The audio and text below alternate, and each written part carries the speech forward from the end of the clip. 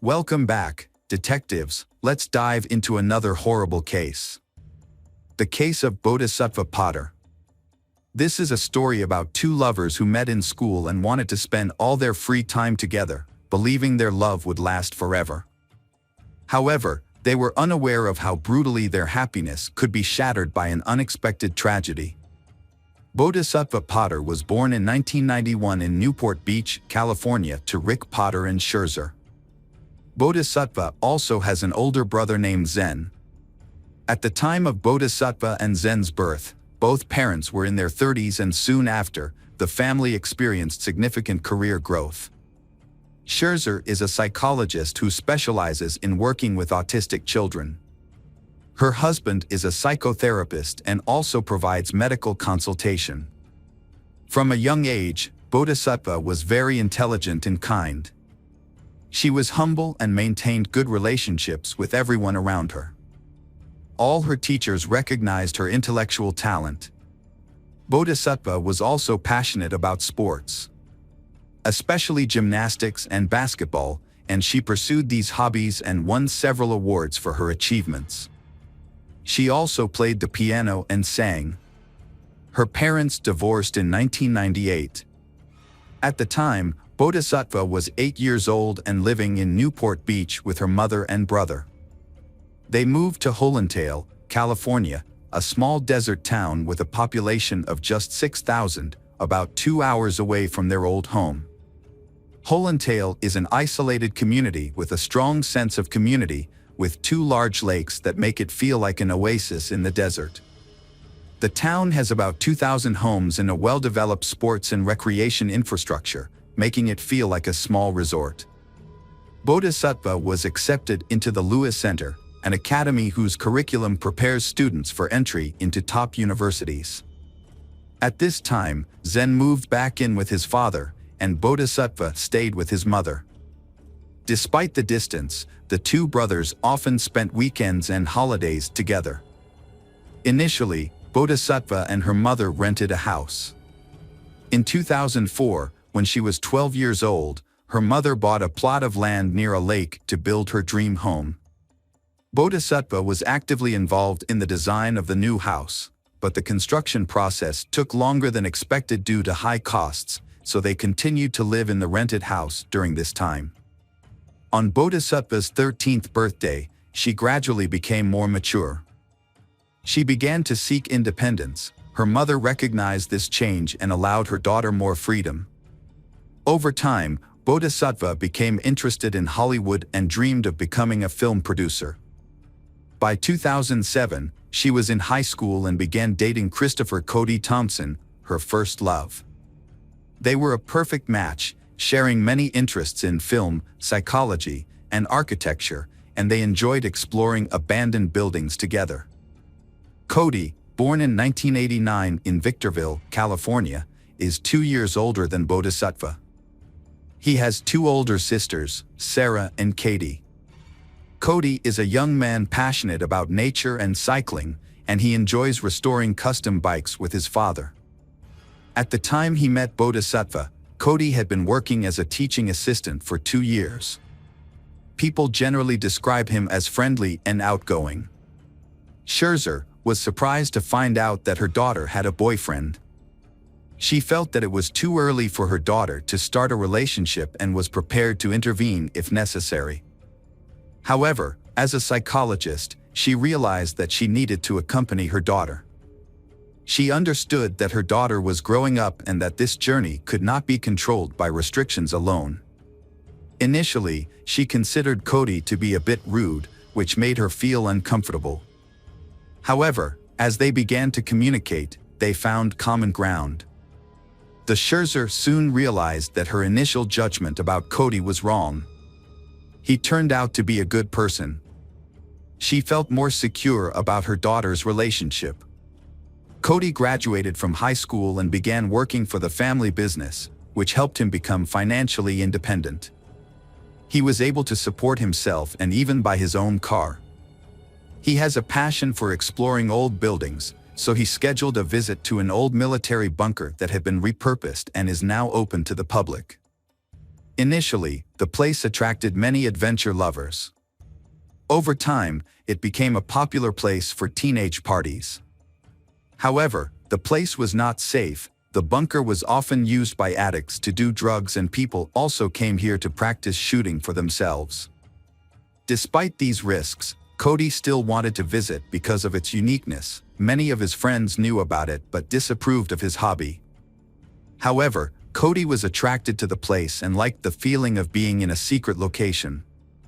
In December 2007, after turning 18, Cody planned to take his 16-year-old girlfriend, Bodhi, to the bunker to show her the place they both loved for exploring abandoned sites.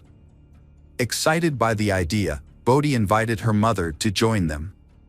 Her mother, Scherzer, objected to the idea. She was shocked by the plans the couple had made. Scherzer warned that the place could be dangerous and forbade Bodhisattva from going there. Although Bodhisattva understood her mother's concerns, her rebellious teenage spirit got the better of her. She did not fully understand the dangers of the place. Despite her mother's warnings, she was determined to explore the bunker. In January 2008, Scherzer was in Newport on business. While her mother was away, Bodhisattva had a few days free to do whatever she wanted. She decided to take the opportunity to visit the shelter. At the time, Cody had planned to take 30 people from the school to the abandoned shelter in the woods. To get to the abandoned building, she asked her friend Andrew to drive her there.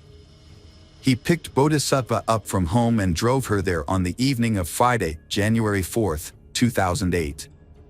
Bodhisattva hid her intentions from her mother and brother. She told her brother that she was going to see their mother, while she assured her mother that she would stay home with her brother. Bodhisattva was clever enough to make her story sound believable, and her family believed her.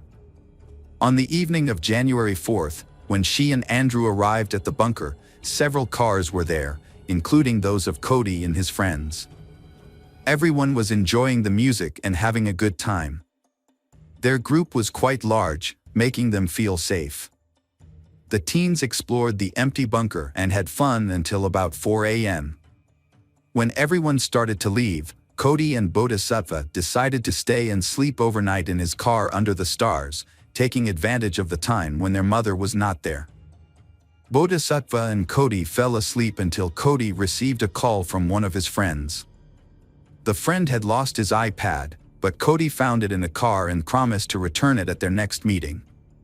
After the call, Cody went back to sleep and did not contact anyone again. Around 4:30 a.m., Scherzer woke up with a sharp pain in her chest, feeling as if she had been stabbed. She felt worried about her daughter, but decided to wait until 6:30 to call Bodhisattva. It was their family's habit to start the day with a short conversation to ask how everyone was doing. However, when Scherzer called, Bodhisattva did not answer. Scherzer tried to call her daughter, but the call was unsuccessful. She then contacted Zen and discovered Bodhisattva's lie. Zen thought her sister was with their mother, while the mother believed Bodhisattva was with Zen. They discovered that Bodhisattva had gone with Andrew, who had picked her up from home and had taken her somewhere, leaving her family worried and angry. Scherzer also tried to contact Andrew, but was unsuccessful. Scherzer, who was in another city at the time, decided to contact the police. At that time, Bodhisattva had not been reached for about 10 hours, but the police explained that it was not enough time to officially classify her as missing. The police initially thought that Bodhisattva had simply run away or gone out with friends. Meanwhile, her mother felt helpless because she was far away. Scherzer's worries grew when she called Cody's mother, who had also not seen her son since the night before and was extremely worried. They began contacting all of their son's friends and discovered that the two had attended a party at an abandoned bunker the night before, and no one had heard from them since. This was Bodhisattva's mother's worst nightmare, as she considered the location to be one of the dangerous. Zen and his friends quickly arrived at the location and found Cody's car parked outside an abandoned building.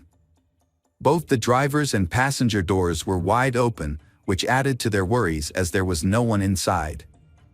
Zen and his friends grabbed flashlights and entered the building. The search continued for several hours, with them splitting up and searching different areas of the bunker. Eventually, one of the friends discovered Cody in a room of the abandoned building. He showed no signs of life. The most alarming detail was that Cody was missing an eye. And Bodhisattva was still missing. Zen immediately called 911 to report the incident.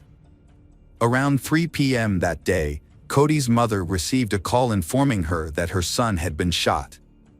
Upon hearing this, Bodhisattva's mother was extremely panicked, although she still held on to a faint hope that her daughter was alive. She then quickly went to the shelter to look for her daughter. Meanwhile, the police were on their way to the scene, but the journey took a long time. When the police arrived, they searched the bunker area, and some police were outside to question those who had witnessed the incident. The bunker was complex and confusing, like a maze. Inside, it was so dark that even the light of a few lanterns could not help the police gather information. The teenagers who found Cody's body helped the police locate him. He had a serious gunshot wound to the head, which caused him to lose an eye and eventually die. Cody's body was removed from the bunker, but the search did not end there. Because it was so dark inside, the police had to wait for generators and lights to be installed inside the bunker. Later, near where Cody's body was found, police also discovered Bodhisattva's body in the hallway. She had suffered gunshot wounds to the chest and head. There were no signs of rape. The weapon used was determined to be a handgun. Both victims had multiple wounds to their bodies. Unfortunately, there were no surveillance cameras inside the shelter. Police began questioning everyone who was at the party that night, hoping that someone might have seen something unusual. This information could be crucial in solving the case.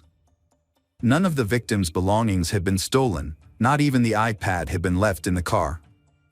There were no signs of sexual assault or struggle. Police were piecing together what might have happened on the night of the murder.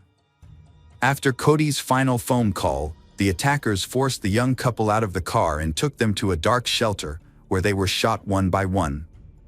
It appears that Bodhisattva tried to escape but was caught at the end of the hallway and shot. The shocking murders of Bodhisattva and Cody caused widespread public outrage. Such a dangerous military site was easily accessible. It was not fenced, locked, or monitored. As a result, a debate arose over the demolition of the abandoned building. During the investigation, police learned that several years earlier, a young man had encountered a group of dangerous men in the area. The men were clean-shaven and acted aggressively, suggesting they were members of the same gang. However, the men were never seen again after that encounter. In their investigation, the police focused on a call made by a friend to Cody at 4:30 a.m., when Cody was still alive. Bodhisattva's mother then attempted to reach her daughter at 6:30 a.m. but was unable to make contact. This timeline indicates that the tragic events leading to the double murder occurred between these two calls, starting after 4:30 a.m. A large amount of evidence was collected at the crime scene. Forensic scientists had to analyze thousands of fingerprints and hundreds of spent cartridges, as well as a large amount of trash in the abandoned building, to determine what was related to the case. In addition, the victims' computers were confiscated for valuable information. Police believe that Cody and Bodhisattva may have had an argument with someone, leading to the attack. During questioning, some friends who attended the party recalled that 3 strangers entered the basement. These strangers, aged 17 to 18, arrived in a Honda Odyssey van around midnight and asked to join the party. They were allowed to stay and brought alcohol to share. Cody's group thought they were normal teenagers and didn't suspect anything unusual. However, none of Cody's friends could remember when the strangers left the party. On January 13th, the police received a crucial tip from Sean, an informant. He revealed that his friend, David Smith, had called him on the night of the murders, inviting Sean to a bunker for shooting practice. Sean declined the invitation. A few days later, David contacted him again, sounding very concerned. Sean asked David about recent events, and Sean received a vague answer that alluded to a serious crime.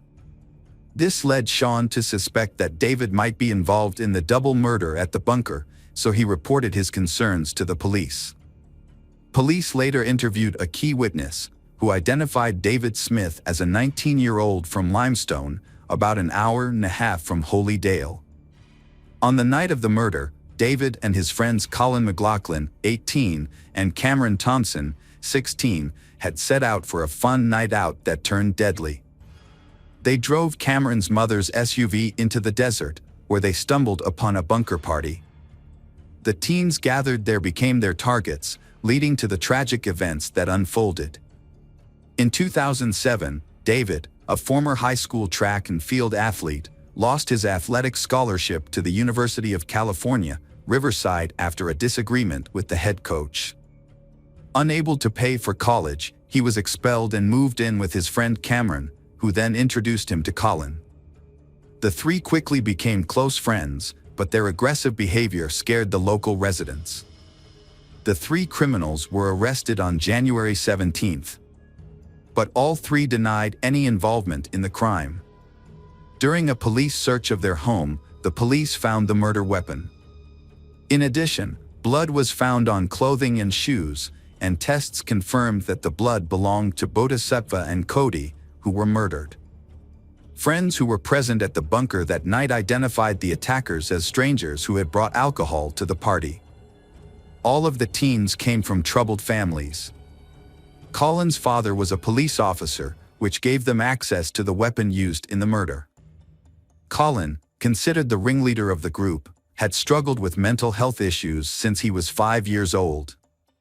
By the age of 17, Colin had attended 7 different schools and had spent some time in an adult detention center. He had significant difficulties adapting socially, which were made worse by his use of alcohol and drugs. During the investigation, many witnesses reported his troubling behavior. Colin even confided in friends that he had thoughts of killing. When he was angry or had an argument with his parents, he would often threaten to kill them. As Colin entered his teens, many people began to fear him, especially when he started talking about mass murder online. During a search of Colin's belongings, police discovered evidence that he had a history of violence. Colin had repeatedly threatened to kill others, including writing detailed notes about shooting up classmates. While in school, he was evaluated by a psychiatrist and diagnosed with bipolar disorder, and he was put on medication. At age 16, Colin faced court charges for attempting to build an explosive device, a year before he killed Bodhisattva and Cody. He was placed in juvenile detention and, upon his release, was placed on probation for several months. Prior to the killings, he had stopped taking his bipolar medication. The suspects, Colin McLaughlin, Cameron Thompson, and David Smith, have not confessed to the crime.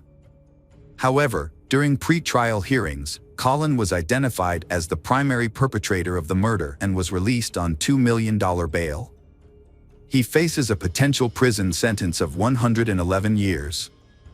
In contrast, David Smith's bail was set at $1 million and he faces up to 81 years in prison for his involvement in the crime.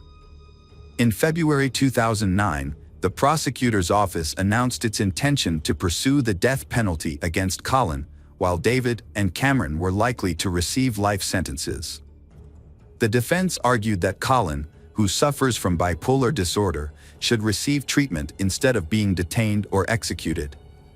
As a result, a psychological evaluation was ordered. In 2010, 2 forensic psychiatrists evaluated Colin and determined that he was mentally sound and aware of his actions at the time of the crime, meaning he was sane and competent to stand trial. Bodhisattva's mother Scherzer believed that the killer should not be executed. She felt that the appropriate punishment would be imprisonment for all 3 criminals so that they could understand the severity of their actions. The case took a long time to resolve, lasting more than 4 years due to discussions about the evidence and the ages of the criminals. It was eventually decided to try the criminals as adults. In 2011, Cameron Thompson reached a deal with the prosecution. He pleaded guilty to manslaughter and attempted robbery. He agreed to testify against his 2 friends. Cameron explained that the 3 of them had planned to rob a car in the desert, but when they arrived, they found no one there. Instead, they stumbled upon a party in a nearby bunker. Initially, they asked to join and gained the trust of the teenagers at the party. But there were too many people and they realized that this was not the right time to strike. They decided to wait until most of the teens had left before attacking anyone. The criminals hid in a truck, armed with guns, and were not detected by Cody. When the couple fell asleep in the truck, the criminals sprang into action. They forced the sleeping couple out of the truck at gunpoint and took them to a dark, secluded area of the bunker. There, they forced the couple to their knees, and Cody was shot execution style. Bodhisattva tried to escape but was caught and shot by Colin. They then returned to Cody and shot him again. Unfortunately for the criminals, the couple had no valuables, so the robbery was unsuccessful. They then left the bunker and went home. As part of the deal, Cameron was sentenced to life in prison. Although he had the right to apply for parole, his request was denied and he remains in custody. Colin also accepted a plea deal. Colin remained mostly calm throughout the trial.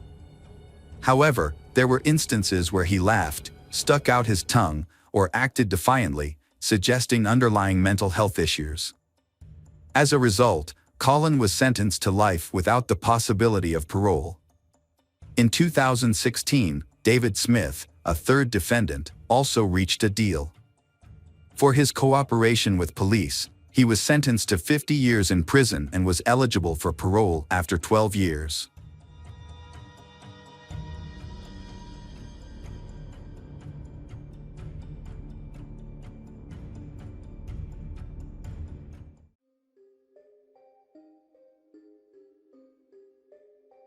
Hi everyone, thanks for returning. Let's unravel another horrible case. The case of Linda Cooney. On June 28, 2011, at approximately 8:30 a.m., Linda Cooney called the Las Vegas police. She was in a panic, reporting that her son Kevin had been shot in the neck and needed immediate help. When police and an ambulance arrived at their home, they found Kevin Cooney, 30, lying on the living room floor, bleeding. They quickly provided him with medical assistance. When the police arrived at the crime scene, they found several unusual details. Ammunition and weapons were scattered across the floor, which was not typical. They determined that the Kevin had been shot with Linda's pistol, but she could not identify who fired the weapon. There were no signs of forced entry into the house, and nothing appeared to be stolen, so they ruled out robbery as a motive. Linda was 63 years old at the time. She remained calm during the police interrogation. The interrogation lasted about an hour and was recorded. Linda insisted that she did not know who shot her son and denied any involvement, despite pressure from the police. When the police arrived, Kevin only had time to say that the shooting was an accident before he lost consciousness. He was rushed to the nearest medical center. Fortunately, Kevin survived, but his condition was serious and he would need a long time to recover. Linda's interrogation is ongoing. Police believe Kevin may have wanted to end his life. When Linda was questioned about this, she stated that he had tried to do so before. This situation required further investigation, and it was later revealed that there were more disturbing details involved in the case. During the investigation, it was discovered that a similar tragic shooting had occurred in the family 19 years earlier. Linda reported that Kevin had gone through a troubled adolescence, which had worsened after the death of his father. She informed the police that Kevin had repeatedly threatened to end his life. Even as an adult, Kevin continued to exhibit unstable behavior. Linda recounted an incident just hours before the shooting, at approximately 1 a.m. on June 28, 2011, when Kevin attacked her after an argument. He suddenly turned a corner and struck her in the chest, knocking her to the floor. She showed the police a large bruise as evidence of the attack, saying that Kevin had expressed a desire to kill her. After the fight, Linda went to bed. At the time, only Linda and Kevin were home, as her youngest son was away on a business trip. The conflict with Kevin began because of his relationship with a girl named Karina Taylor. Linda described Kevin as emotionally unstable and Karina as unpredictable, which led to frequent arguments. She said that these conflicts were common and that she was used to them. The next morning, Linda woke up and went to the kitchen to get a glass of water.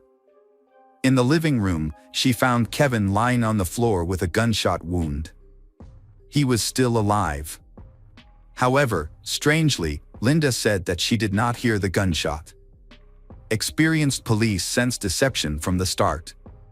It appeared that Linda was trying to conceal what happened that night.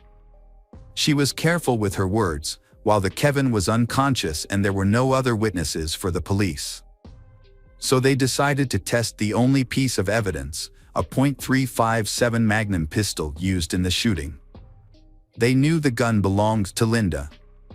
What is even more astonishing is that 10 years ago, Kevin's father, Jim, was shot with this gun in Palm Beach, Florida. Police investigated the case and learned that Linda had been acquitted of murdering her husband, after which Linda tried to reclaim the gun, claiming that she needed it for self-defense. She eventually succeeded in getting it back. The police tried to find some similarities between Jim's and Kevin's cases that might support the idea that Linda tried to kill her son. They may even consider re-examining the first crime. Meanwhile, the police talked to family members. Jim's brother, Bob, believes that Linda intentionally shot both cases. He never trusted Linda, but there was nothing he could do to protect his family from harm. Bob was the eldest child in a wealthy and large family. As Jim grew up, he became a successful lawyer and made a good living. The family originally came from Palm Beach, while Linda was from the Midwest, where her parents owned a small family farm in Wisconsin.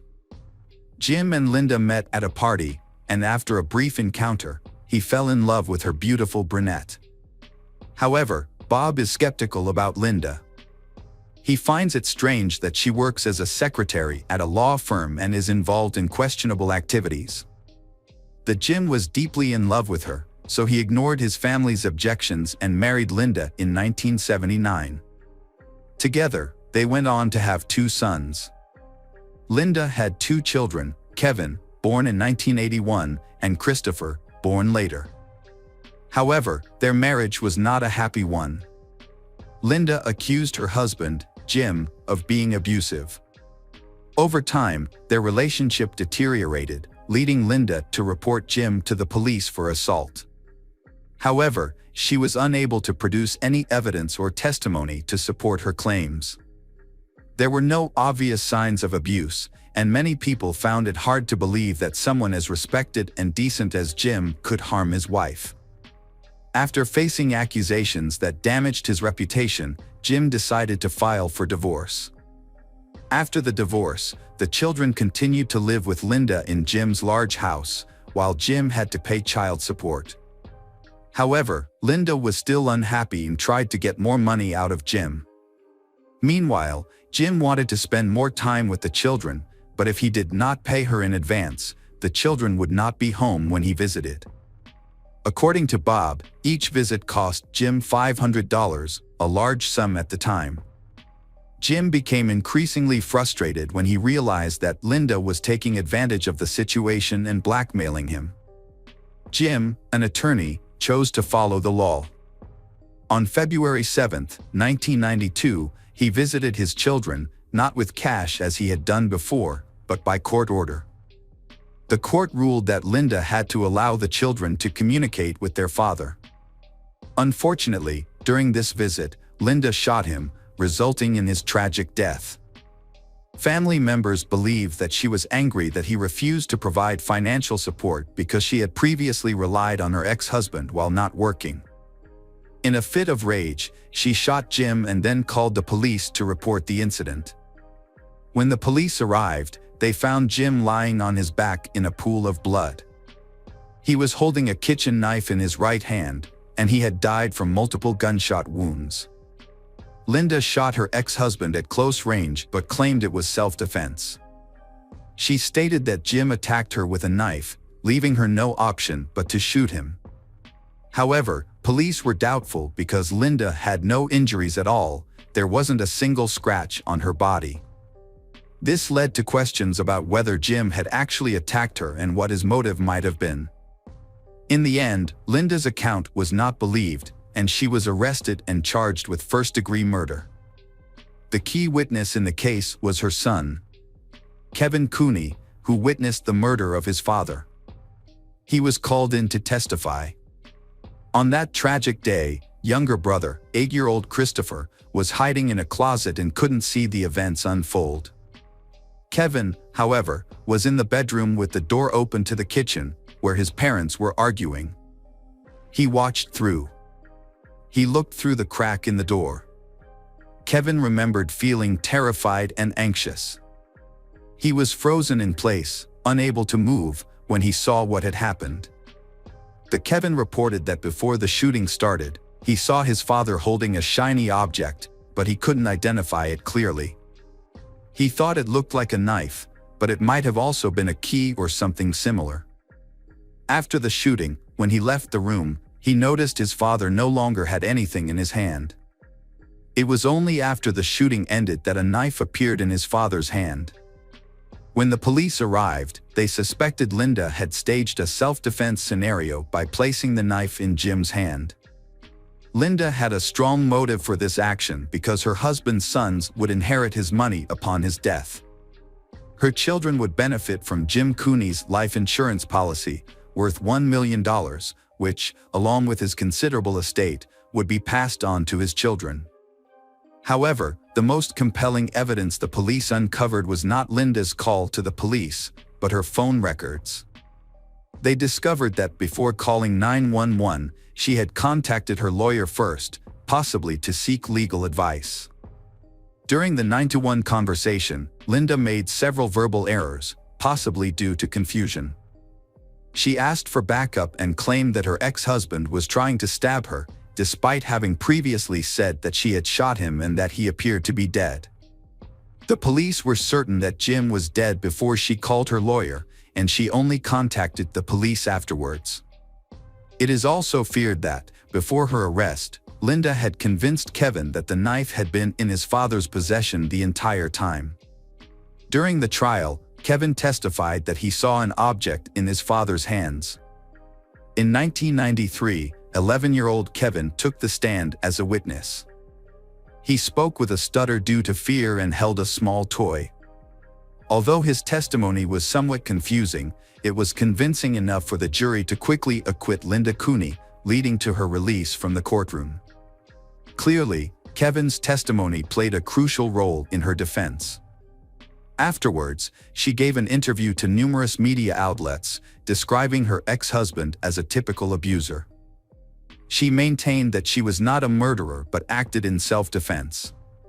To protect herself and her children, some people supported her. However, most Palm Beach residents who knew Linda's family did not believe her explanation. Because of Jim's calm and non-confrontational nature, the locals looked down on her and assumed she was the murderer. As a result, Linda could not stay there long due to the public backlash and the potential for conflict. After receiving financial support, she packed her children and moved to Las Vegas. She wanted to start a new life somewhere where no one would recognize her. 2 decades later, the heartbreaking incident occurred again. It involved the same .357 Magnum pistol that was used to shoot the family's father, Jim. Kevin Cooney is now recovering in the hospital. Initially, he was unconscious and partially paralyzed. He was unable to provide a clear account of the events of that tragic night. When Kevin woke up in the hospital 3 days later, his first words were, "No, Mom, I'm afraid of Mom." Mom shot on. He immediately told several nurses about this and seemed genuinely scared. It was clear he feared that his mother would come back to harm him again. His statements were serious, indicating that he was not joking. Kevin's girlfriend, Karina Taylor, was not surprised by his words. She said she lived in fear of his mother during their 2-year relationship. Their relationship began in 2009. Karina stated that Kevin had a constant fear of his mother, who reacted harshly whenever he had a girlfriend. Linda had previously frightened off all of Kevin's girlfriends, but Karina was determined and not intimidated by Kevin's mother's angry expressions. From their initial interactions, Karina developed a negative view of Linda, finding her to be erratic and aggressive. Linda bluntly tells Karina that Karina's family will never accept her and advises her to stay away from Kevin. And Linda ominously implies that she always carries a gun for self-defense.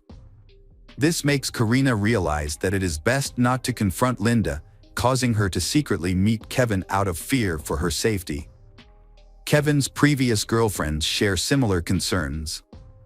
1. Clarita Candle believes Kevin's mother is a serious threat, as Linda has threatened her life.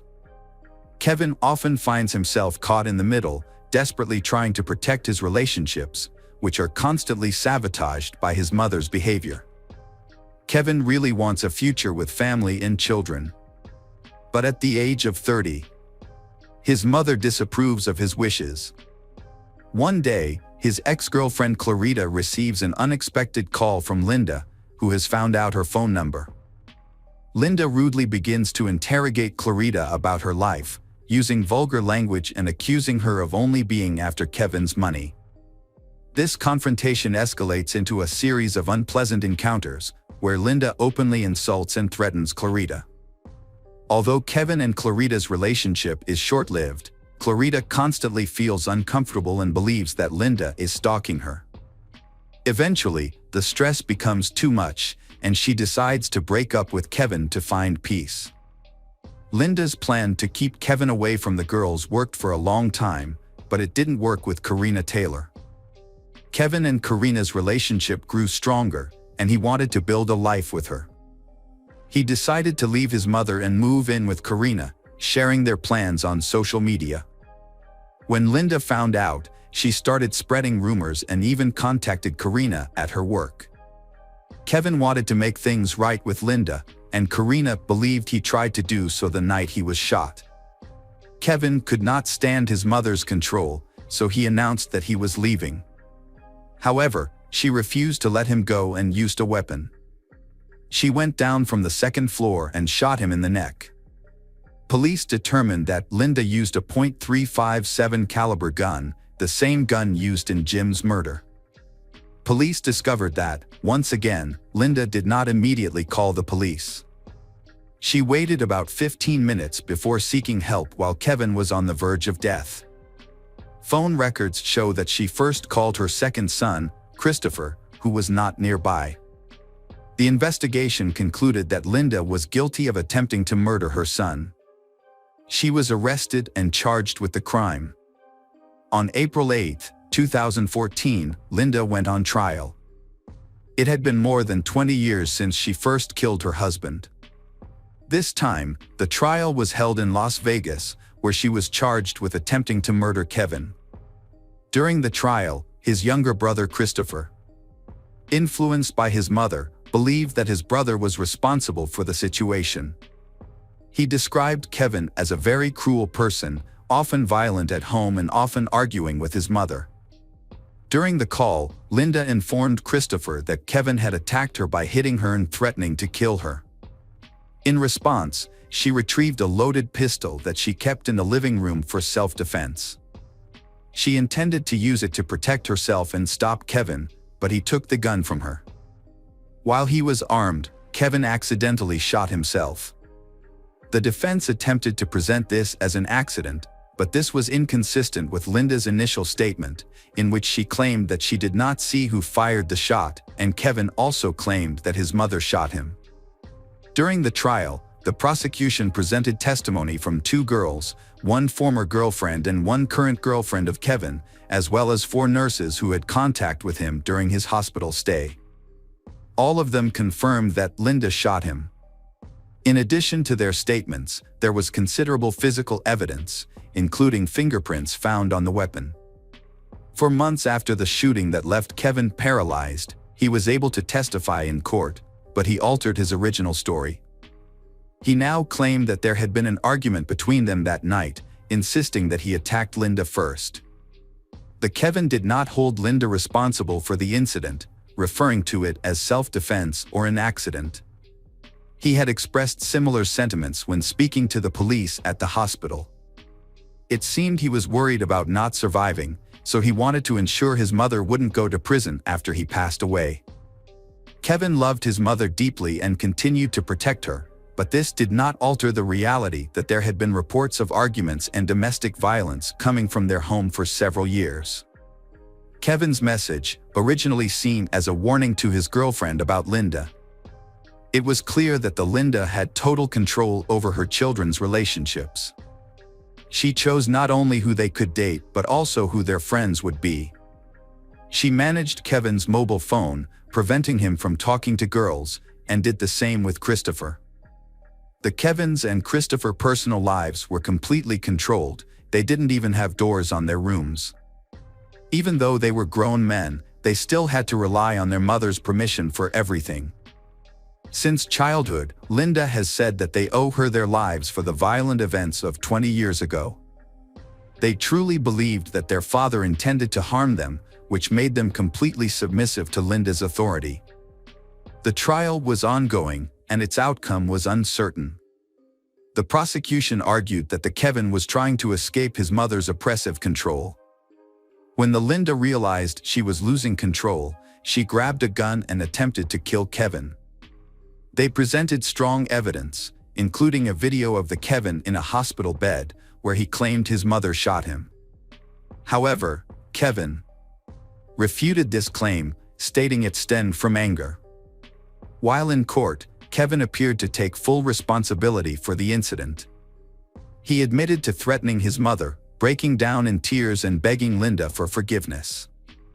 The prosecutor accused Linda of being completely controlling and manipulating her sons, but Kevin insisted that he was in charge and made his own decisions. He also admitted to using violence if his mother did not comply. However, this is hard to believe given the testimony of his former girlfriends, who reported that Linda did not allow her sons to pursue personal relationships and maintain tight control over their lives. Medical center staff supported the prosecution's account. They stated that Kevin was extremely agitated and appeared genuinely afraid that his mother was coming to kill him.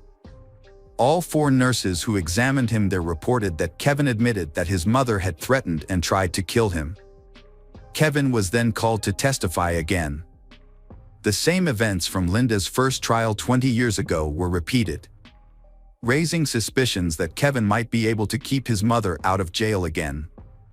However, this time, Kevin testified that the gun was pointed down when the shot was fired, contradicting his previous testimony to the prosecution. He later testified that the barrel was pointed up when he tried to take the gun away. Everyone noticed these inconsistencies in his testimony. Despite everything, Kevin still hoped that his mother would not go to jail. The prosecutor's office claimed that Kevin was biased because of his feelings for his mother, which they said affected his testimony. The jury returned a verdict in less than an hour. This time, the jury found Linda Cooney, 65, guilty of attempted murder. She was also convicted of assault with a deadly weapon, menacing, and stalking her son. At the final hearing where the verdict was announced, Bob, the brother of Jim, the first victim, spoke up. He stated that Linda had repeatedly harassed and threatened his family, ultimately taking away a loved one from them. He warned that if Linda was released from prison, those close to her would be in danger again. Kevin did not attend the sentencing but submitted a note stating that he took responsibility for these tragic events. In her defense, Linda stated that she had worked hard for years to provide for her children and meet their basic needs. However, she also believed that Kevin had inherited mental health issues from Jim, which contributed to his aggression that night. The court sentenced Linda Cooney to 40 years in prison, with the possibility of parole after 13 years. Jim's family was unhappy with the sentence, believing it was unfair.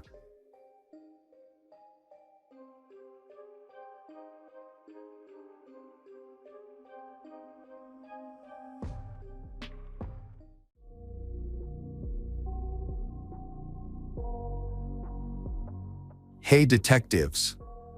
Welcome back. We've got another mysterious case to explore. The case of Lauren Heike.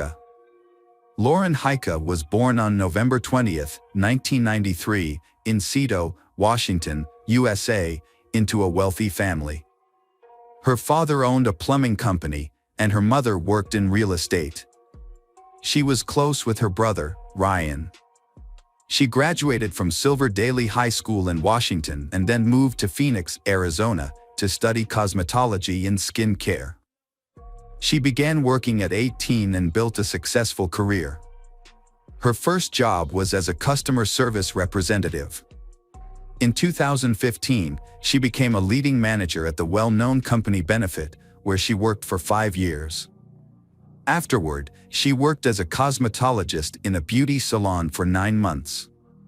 In October 2020, she took a manager position at a center for aesthetic medicine. She planned to follow her mother's path in real estate and wanted to explore that field. At the time of the tragedy, she was working as a full-time instructor at a golf club. Lauren was never afraid of challenges and never got discouraged. She easily connected with new colleagues and was very responsible. She is actively involved in the fields of beauty, sports, and real estate. Everyone who knew her described her as bright, kind, and humorous. Lauren is in good health, plays sports regularly and leads an active, healthy lifestyle. She has many good friends and spends most of her free time going out with them. She also loved to travel. Every day, after waking up, she has the habit of going for a walk. She found joy in even the simplest things, like a morning walk or a cup of coffee at breakfast. Tragically, Lauren's life ended at just 29 years old. Her loved ones are deeply saddened by her passing.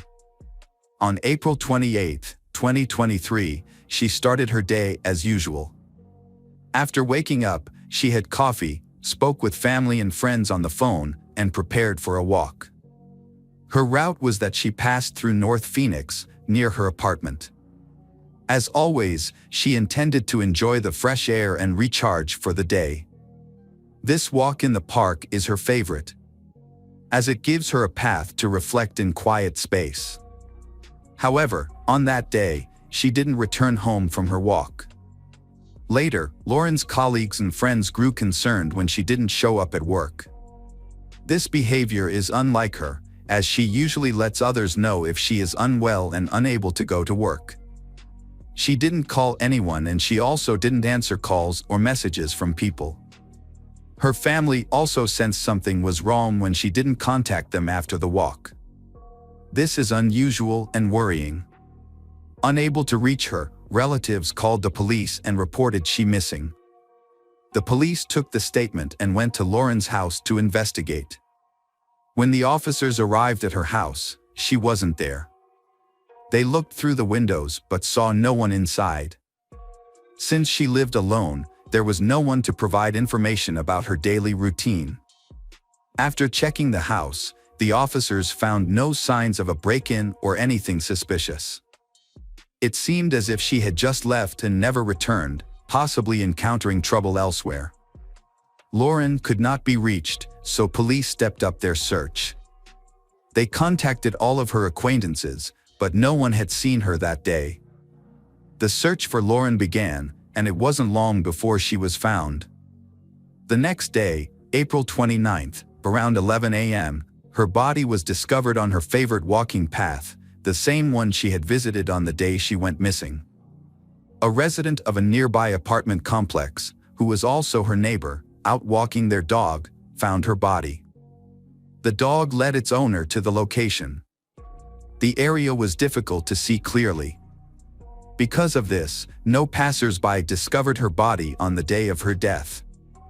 Lauren, who often walked along this route with a neighbor, became a victim. The neighbor was shocked to find her and immediately called the police to report it. She described the body as having wounds that looked like knife stabs. The police quickly arrived, secured the scene, and forensic experts began searching for evidence. Authorities informed Lauren's family that her body might have been found and asked them to come for identification. Lauren's family identified her immediately. However, the official identification results were announced on May 1st. Her body was sent for an autopsy, and the forensic expert determined she was stabbed to death around 11 a.m. on April 28, 2023, the day she disappeared. The autopsy showed she had about 15 stab wounds, all on the upper body, with a deep stab in the back being fatal. The knife went in approximately 8 centimeters. Based on the wounds, the expert suggested that a penknife was used in the murder. Lauren fiercely fought for her life, which was evident from the multiple stab wounds on her hands, typical of defensive actions. There were also minor cuts and abrasions all over her body, showing her death was painful and prolonged. She attempted to defend herself and resist, but the attacker was more powerful. Furthermore, the surprise element of the attack may have played an important role, since she was suddenly attacked by a couple. While forensic experts were conducting the autopsy, the police continued to thoroughly investigate the murder scene. They discovered the reason for the numerous abrasions on Lauren's body. Along the path she had been walking, there was a barbed wire fence. It seems she attempted to crawl through it to escape, but couldn't succeed, resulting in her torn clothes and multiple abrasions and bruises. Additionally, at the crime scene, items were found that she had taken with her on her walk. Because the area where Lauren's body was found is near residential areas, so there was a high likelihood that both she and culprit were captured on surveillance cameras. The police obtained the necessary footage and thoroughly reviewed the incident of that morning. They discovered a video segment showing Lauren walking along a path around 10:52 a.m. She is calmly passing the area covered by the camera. About 22 seconds later, a tall, thin man dressed in a light t-shirt and dark shorts, carrying a backpack, is seen running behind her. However, he quickly vanished into the wooded area. A few minutes later, the same man from the recording exited the park and ran in the opposite direction. It was clear he was trying to cross the barbed wire fence, but quickly disappeared from the camera's view. No one else was present at the time, making him the main suspect in the case. Police reviewed security camera footage and identified the suspect, but ran into a major problem. The video quality was so poor, so it was impossible to identify the person's face or any features. The only clue was that he appeared to be a young black man. These recordings were shown on local television in hopes that someone could identify he. Several people have contacted the police with information. Although the information verification process took quite a while, no important clues were found. The police needed to analyze all Lauren's belongings found at the crime scene. Near the barbed wire fence, detectives discovered shoes. DNA analysis of her shoes revealed DNA that did not belong to her, likely belonging to the attacker. It was assumed that the attacker grabbed she by the leg, leaving his DNA behind. The sample was sent to the lab for further examination. After analyzing the results, the police uploaded the DNA test findings to their database.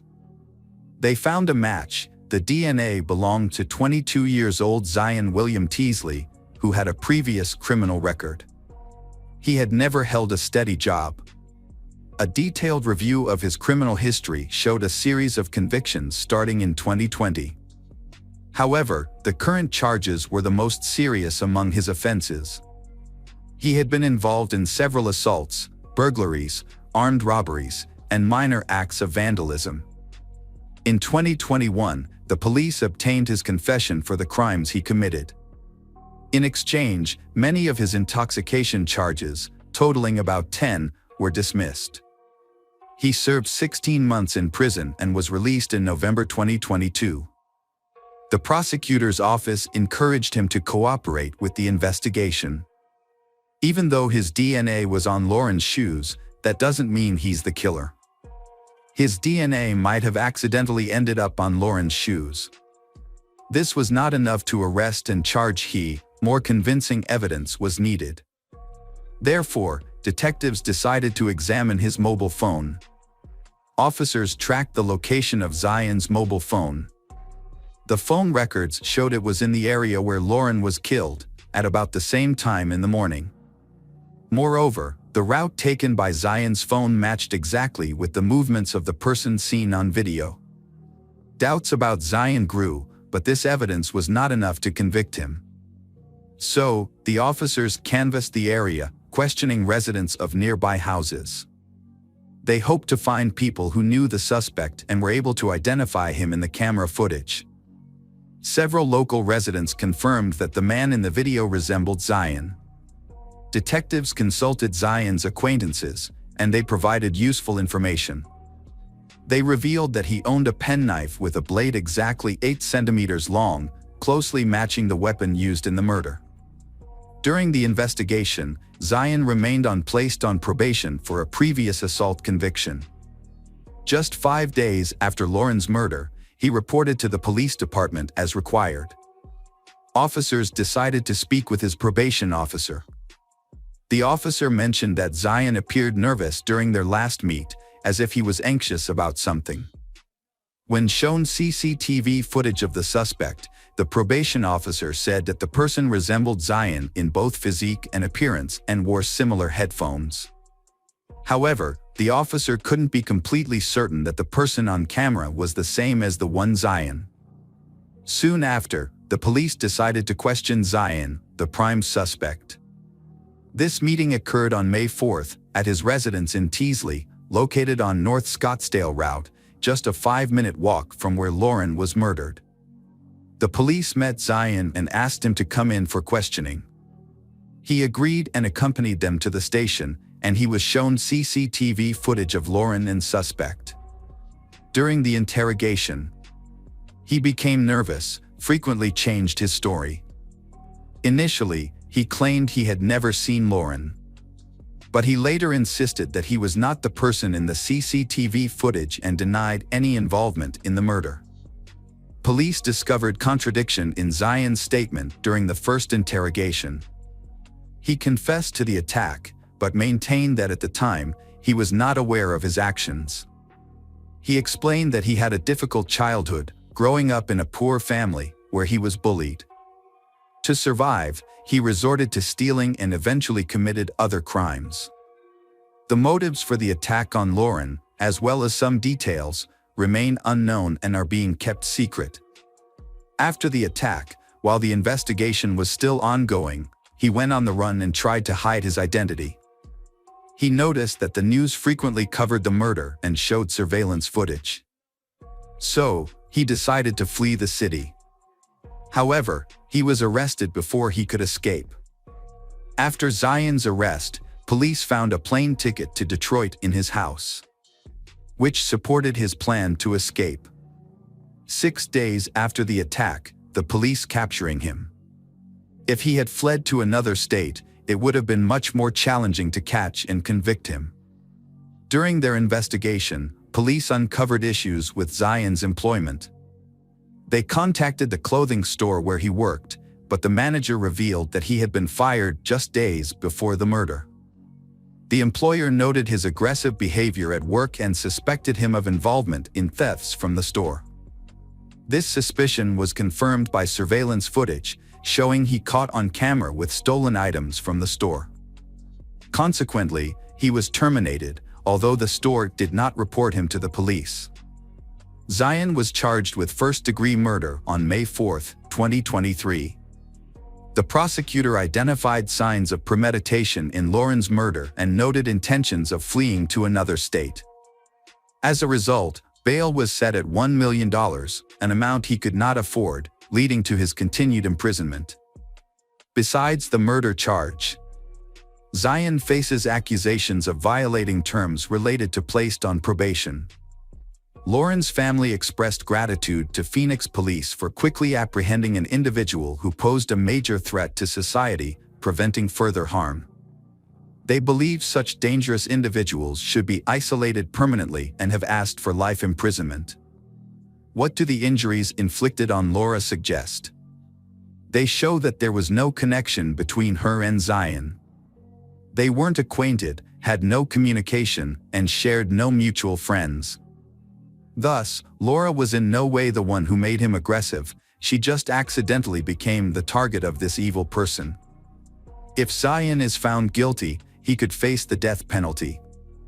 Arizona enforces the death sentence and is the only U.S. state that still uses gas chamber suffocation as a method of execution.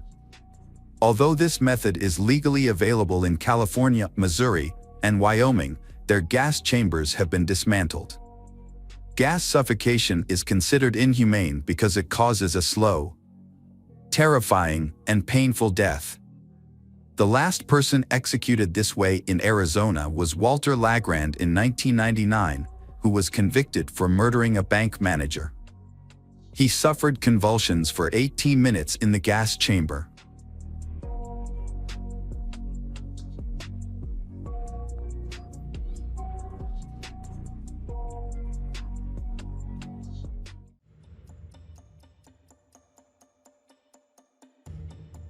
Hello again, true crime fans, we've got another mysterious case to explore.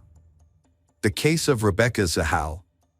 Rebecca Zahal was born on March 15, 1979, in Flam. She grew up in a large family. Rebecca's parents were devout Christians, and she was raised Protestant. Her family lived in Germany and Nepal for a while before moving to the United States in the early 2000s, settling in New York and California. Rebecca attracted the attention of many men, not only because of her looks, but also because of her charming personality. During her teenage years, Rebecca attended Calvary Chapel Bible College in Austria, where she met Neil Nail Poi, a man from Arizona who was 13 years her senior. She fell deeply in love with him, and in 2002, they married when she was 23. They later moved to Phoenix, where Rebecca worked at an eye clinic. This couple's marriage had its ups and downs, lasting for 8 years before they divorced in 2011. During the breakup, Rebecca experienced significant turmoil. In 2009, she was arrested and pleaded guilty to shoplifting after stealing $1,000 worth of jewelry. She then began dating Jonah Oshanama, 54. Jonah is the chairman of a multi-million-dollar pharmaceutical company. He is the 9th highest-paid CEO in Arizona, earning more than $6 million a year. Rebecca first met Jonah while working as a technician at a Talmaloga, and they soon began dating. Their relationship became serious, although Rebecca was not yet divorced from Neil, and Jonah had been married twice before. His first marriage led to a 3-year custody battle over his 2 children. Jonah had a son, Maxwell Taryn, from his second marriage to Dina Romanoff in 2005. That marriage ended in divorce in 2010. After starting a relationship with Jonah, Rebecca quit her job at the eye clinic to spend more time with him and help care for the children. Rebecca lives in Jonah's massive mansion on Ocean Avenue in San Diego. However, Rebecca's life is not a fairy tale, and not everything is as it seems. The main issues stemmed from Jonah's 2 daughters from his first marriage, who did not get along with Rebecca. Their dislike for her became so intense that Rebecca considered either ending her relationship with Jonah. Despite this, Rebecca's biggest success was forming a strong bond with Jonah's youngest child, 6-year-old Maxwell. She cared for him like a mother, taking him to soccer practice, reading him bedtime stories, playing with him, and cooking for him as part of their daily routine. In July 2011, while Jonah was away on a business trip, tragedy struck. He believed his children were safe in Rebecca's care. Rebecca, along with younger sister visiting from Missouri, and Maxwell are both at home, each busy with their own activities. Everything seemed normal until Rebecca went into the bathroom. After a while, she was startled by a loud noise. Hurriedly dressing, Rebecca called out to Maxwell and younger sister, hoping for a response, but received no response. When she leaned over the railing, she found a horrifying sight. Maxwell was lying face down on the floor next to a fallen chandelier, surrounded by a pool of blood. Rebecca's younger sister, Zena, called 911 after Maxwell fell from the second floor. When paramedics arrived, they rushed him to the children's hospital. Maxwell had fallen over the railing and hit his head on a chandelier. He landed face down and suffered serious injuries to his face and spinal cord, causing his heart to stop and cutting off oxygen to his brain. Doctors attempted to help Maxwell breathe, but unfortunately, the boy was deprived of oxygen for nearly 30 minutes, resulting in irreversible brain damage. Tragically, the Maxwell died 5 days later. Police investigated the incident and on July 26, concluded that Maxwell's death was an accident. Maxwell ran away down the upstairs hallway. Before he could stop himself, he fell over the second-floor railing. In an attempt to catch himself, he tried to grab the chandelier but instead hit the stairs railing on the way down. He landed hard on the floor. It seemed like a tragic accident, and many accepted it as such. Now, let's go back to July 12, 2011, the day after Maxwell's accident. Rebecca took her sister Zena to the airport and then picked up Jonah's brother Adam, who flew in from Tennessee. Meanwhile, Maxwell was still in the intensive care unit. Jonah then visited his son at the hospital while Rebecca and Adam stayed at the mansion. Adam stayed in a guest house on the sprawling estate, while Rebecca stayed alone in the mansion. Details of that evening are unclear, but neighbors reported loud music coming from the house throughout the night. The next morning, around 6:45 a.m., Adam awoke to a horrifying scene on the mansion's balcony. Rebecca's body was hanging there, with her hands tied behind her back and her ankles bound with red rope. A long-sleeved t-shirt was wrapped around her head. Adam quickly called 911. When asked about the girl's condition, Adam said he didn't know. Adam then cut the rope and tried to resuscitate her while waiting for the ambulance, but it was too late. 2 days after Maxwell's tragic death, Rebecca also died. The San Diego Sheriff's Department quickly began an investigation. In Rebecca's room, they discovered a red rope tied to the foot of the bed, extending out onto the balcony. What stood out, however, was a book on magic lying on the bed, with drawings of women with their hands tied behind their backs. The Rebecca's DNA was discovered on the knots of the rope and on the kitchen knife she used to cut the rope. Additionally, black paint stains were found on Rebecca's hands and the rope. There were no DNA or fingerprint traces from any unknown person. An autopsy conducted by the San Diego Medical Examiner revealed that Rebecca had sustained a traumatic brain injury.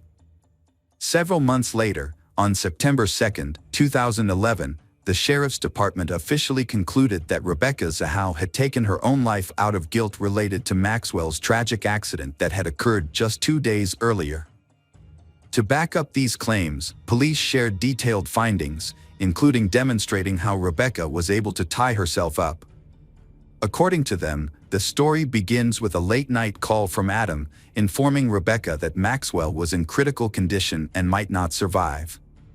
Shortly before 1 a.m. on July 13, Rebecca began to execute her plan. She undressed and tied one end of a rope to the foot of her bed, then fashioned a noose with the other end. Afterward, she went out onto the balcony with the rope, tied her ankles together, and secured her hands behind her back with it. Ultimately, she leaned forward over the edge of the balcony and fell 9 feet. Rebecca lost consciousness within 15 seconds and died approximately 20 minutes later. Police reported that it was clear Rebecca died as a result of her own actions and by her own choice. Rebecca's family refused to accept the police explanation for her death. They were convinced that it was murder. Rebecca's family, including her first husband Neil, never thought she would intentionally harm herself. Just the day before her death, Rebecca had spoken to her sister Mary, in which she showed no signs of depression. While Rebecca expressed sadness about Maxwell, she assured her sister that she had no intention of taking drastic action. Additionally, Rebecca had strong religious beliefs and a deep love for her family. It is hard to believe that she would consider such an act. The Rebecca was buried on July 27, 2011, in St. Joseph, Missouri, but the fight for justice for Rebecca's family was just beginning. They publicly expressed doubts about the police findings, believing that the police was rushed. Determined to prove that Rebecca was murdered, they hired their own police and lawyers. The family also sought legal representation and pushed to have the case reopened.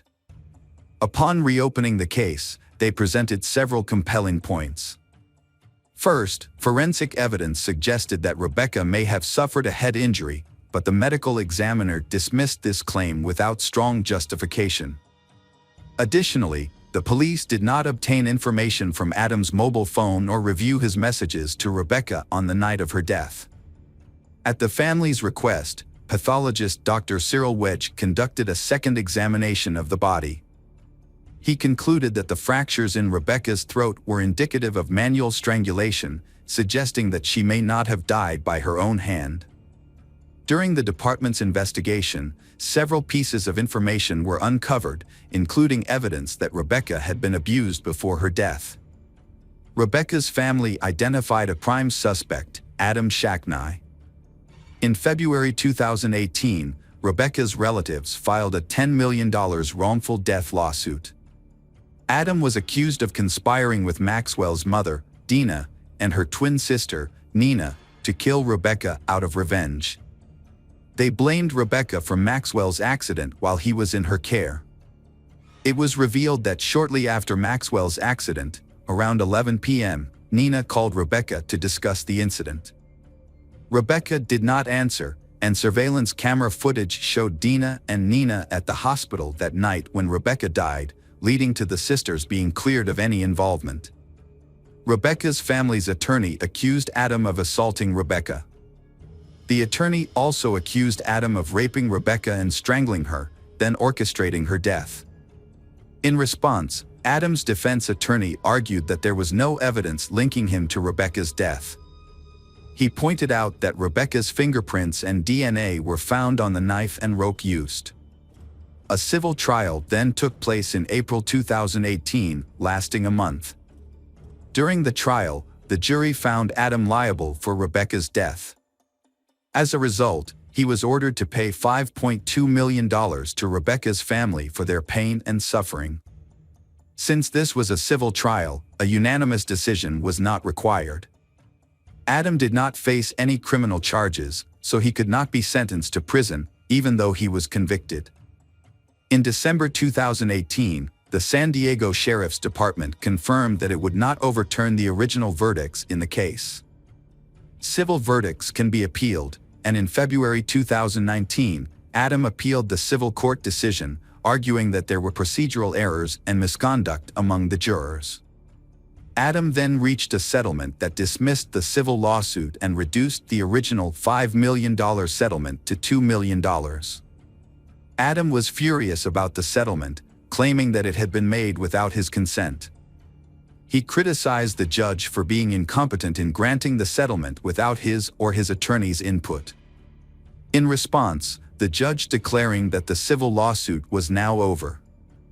The jury's verdict in civil court found Adam Shacknai guilty of murdering Rebecca Zahau, and the verdict remains unchanged. However, Rebecca's family is determined to pursue further justice. They have vowed to continue their efforts until Adam is brought to justice. In August 2019, they announced a $100,000 reward for anyone who can provide information about the events surrounding Rebecca's death. Their attorney stated that it is important to gather all possible evidence and urged the sheriff to reopen the investigation immediately. The family is determined to fight the injustice Rebecca faced and will not give up.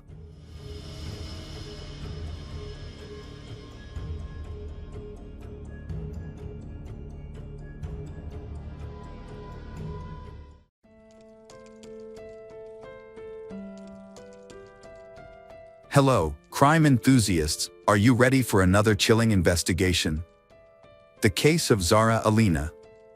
Zara was born in the UK in the winter of 1986. She was the first of 5 children born to a young single mother who lived with her own parents. The family had immigrated from Pakistan in 1968. Zara grew up in a close-knit, multi-generational household. Although they didn't have much money, her family placed a strong emphasis on education and was committed to ensuring Zara had everything she needed to lead a fulfilling life, including love, support, and a good education. During her childhood, Zara enjoyed dancing and swimming. She aspired to become a lawyer. She had a friendly nature and a cheerful spirit. As a teenager, she had the opportunity to travel around England and visit museums and galleries. These experiences expanded to trips throughout Europe. After graduating from high school, Zara enrolled in law school at the University of Westminster. She showed a passionate and determined spirit. Her commitment to justice was evident in the auditorium, where she actively supported refugees fleeing violence. She also volunteered at soup kitchens for the homeless. Those who knew Zara said she left a trail of joy wherever she went. She was also very hardworking and managed to cover all her own expenses. In fact, she worked as a salesperson at a local clothing store and was well acquainted with everyone in the area, from teenagers to seniors. She greeted everyone with kindness and was always willing to help. Sometimes, she uses her money to take stray cats to the vet, care for them at home, and encourage neighbors to adopt them. An important person in Zara's life is her friend Cassie Peters. They visit each other regularly or talk on the phone almost every day.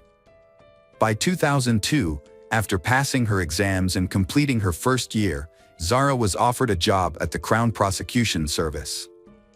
This was a crucial step towards becoming a fully fledged solicitor, a goal she was determined to achieve. On her first day, she took a cheerful selfie and sent it to friends and family. At 35, Zara got a new job, which further strengthened her confidence in her plans to start a family soon. Near her home lived a man named Jordan McSweeney. Jordan was several years younger than her. At the age of 13, he had already faced charges in a youth court in Kent for various offenses committed between 2006 and 2009. In August 2010, when he was 17, he was convicted of assaulting a girl, which resulted in her having a swollen eye. For this, he received a 4-month community service order. 11 years later, he assaulted another woman and was given a 3-year community service order. By the start of the 2020s, Jordan was 28 years old. Jordan has a troubling history, with convictions for 9 offenses, including theft, assaulting police and the public, vehicle theft, traffic violations, committing crimes while out on bail, and shoplifting. On his profile on a popular social media platform, he boasted about owning many knives and promoted his criminal lifestyle through photos and quotes. He even shared fake wanted posters claiming he was being sought by the FBI. After serving time for criminal damage, racially aggravated stalking, and illegal possession of a knife, he was released on June 17, 2022. After his release, Jordan violated all terms of his agreement and missed 2 consecutive appointments with his probation officer. As a result, police revoked his benefits and began the process of revoking his parole, with the intention of sending him back to prison on June 22, 2022. 2 days later, on June 25, police went to Jordan's mother's house to arrest him but found he was not there.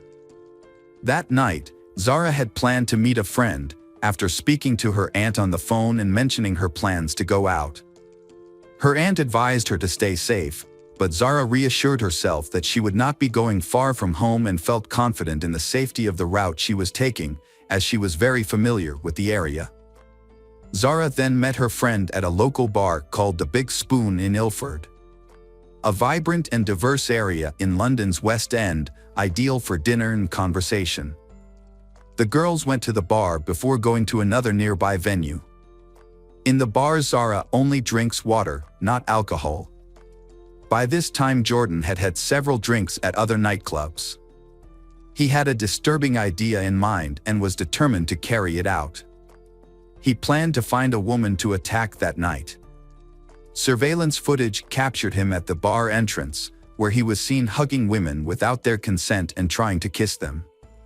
He was particularly aggressive towards one of the staff, despite her clearly feeling uncomfortable, and he was eventually kicked out of the bar after 11 p.m. His inappropriate behavior was recorded by security cameras as he left. While walking along Fort Street towards the park, he noticed a woman hurrying by and began to follow her closely. Despite her attempts to evade him, he was outside waiting when she entered a store. After she carefully exited, Jordan trailed her again. However, when the woman finally entered her home, Jordan had to move on. At around 2 a.m., when the streets were fairly deserted, Jordan saw another woman walking. Surveillance footage shows him quickly approaching her, but two passers-by noticed something was wrong and helped the woman get home safely. Meanwhile, Zara and her friend decided to leave the bar at 2 a.m. The friend took a taxi, but Zara, thinking the distance was short and the weather was nice, opted to walk. She headed to Cranbrook Street, which was well lit and about a 10-minute walk from her home.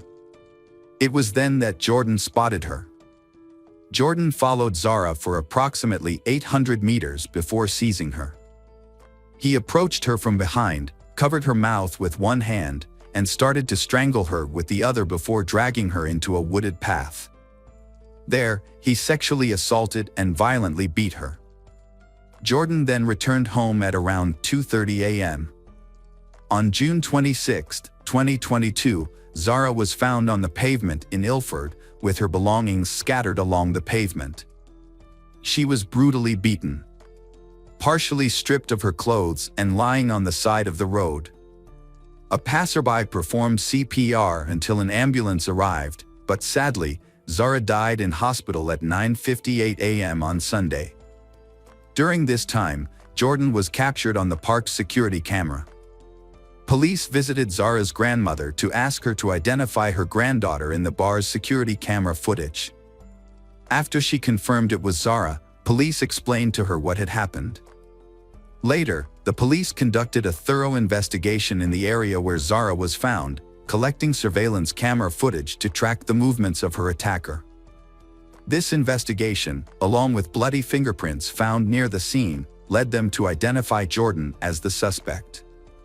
They tracked his location using surveillance cameras and obtained images of the prime suspect. Police then arrested Jordan as he slept in his trailer. He did not resist arrest. Inside his trailer, police found blood-stained clothing and shoes. Despite hours of questioning, he remained silent. The crime prompted probation officer Justin Russell to point out several mistakes the probation department made in handling Jordan's case. He noted that Jordan had been a felon for 16 years, both in prison and after his release, which classified him as a dangerous offender. However, he did not receive the appropriate level of supervision. Had more drastic measures been taken, he could have been sent back to prison after missing scheduled meetings with his probation officer. September 30th was set for the trial, but it was postponed.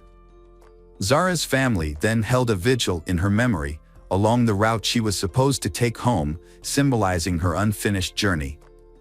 Many people dressed in white to attend the vigil. The event was attended by more than 120 organizations dedicated to women's rights and the fight against violence. During a preliminary hearing at East London Crown Court, forensic scientist Nadia Perso said that local police could have done more to locate Jordan before he attacked Zara. Nadia believed that the case deserved more media attention and suggested that the inquest should also consider the actions of prison staff and probation officers. Nadia estimated that the inquest would take about a month.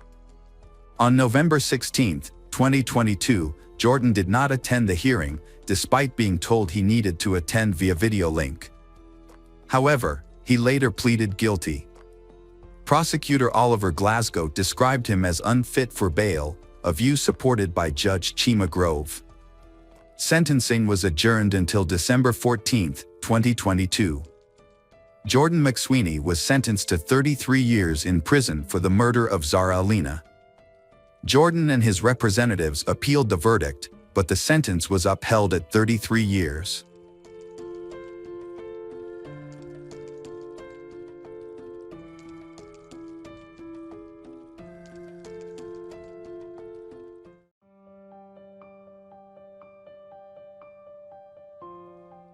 Hello, crime enthusiasts, are you ready for another chilling investigation? The case of Kimberly Proctor. Kimberly Proctor was born on January 1, 1992, in Langford, Canada. She came from a middle-class family. Her mother, Lucia, was a manager at Walmart, and her father, Fred, was a mechanic.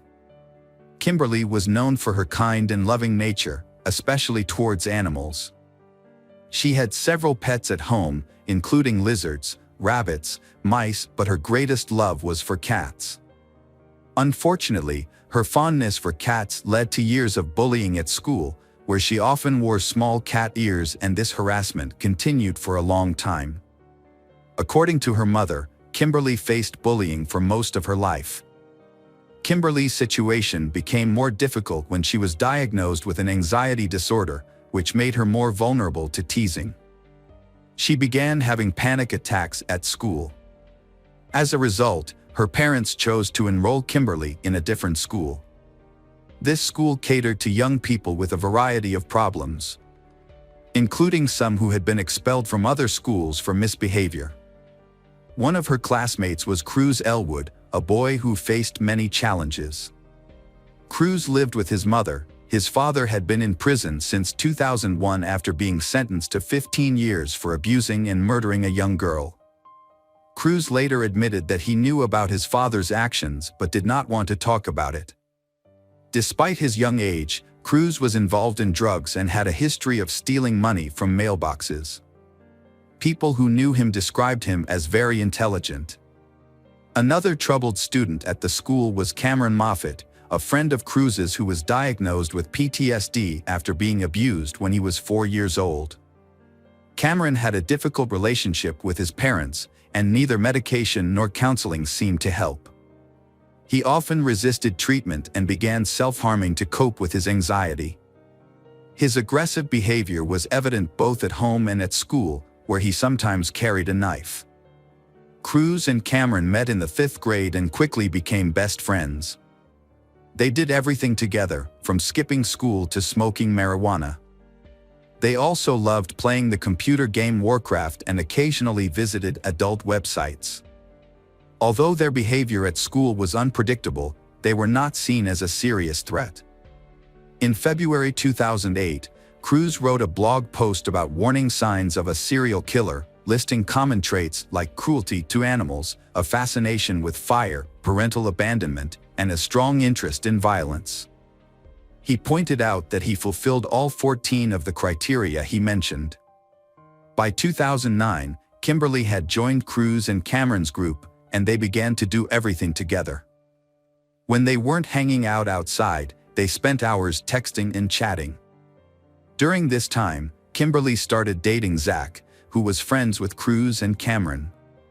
However, their relationship only lasted a couple of months before Zach decided to break up with her.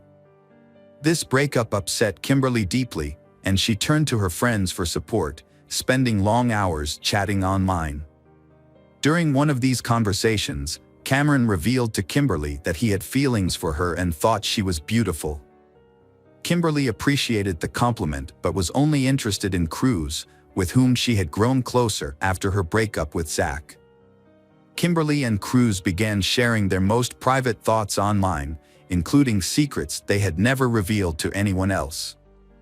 Kimberly opened up to Cruz about her honest feelings about her weight and height, and Cruz reassured her that she was beautiful just the way she was.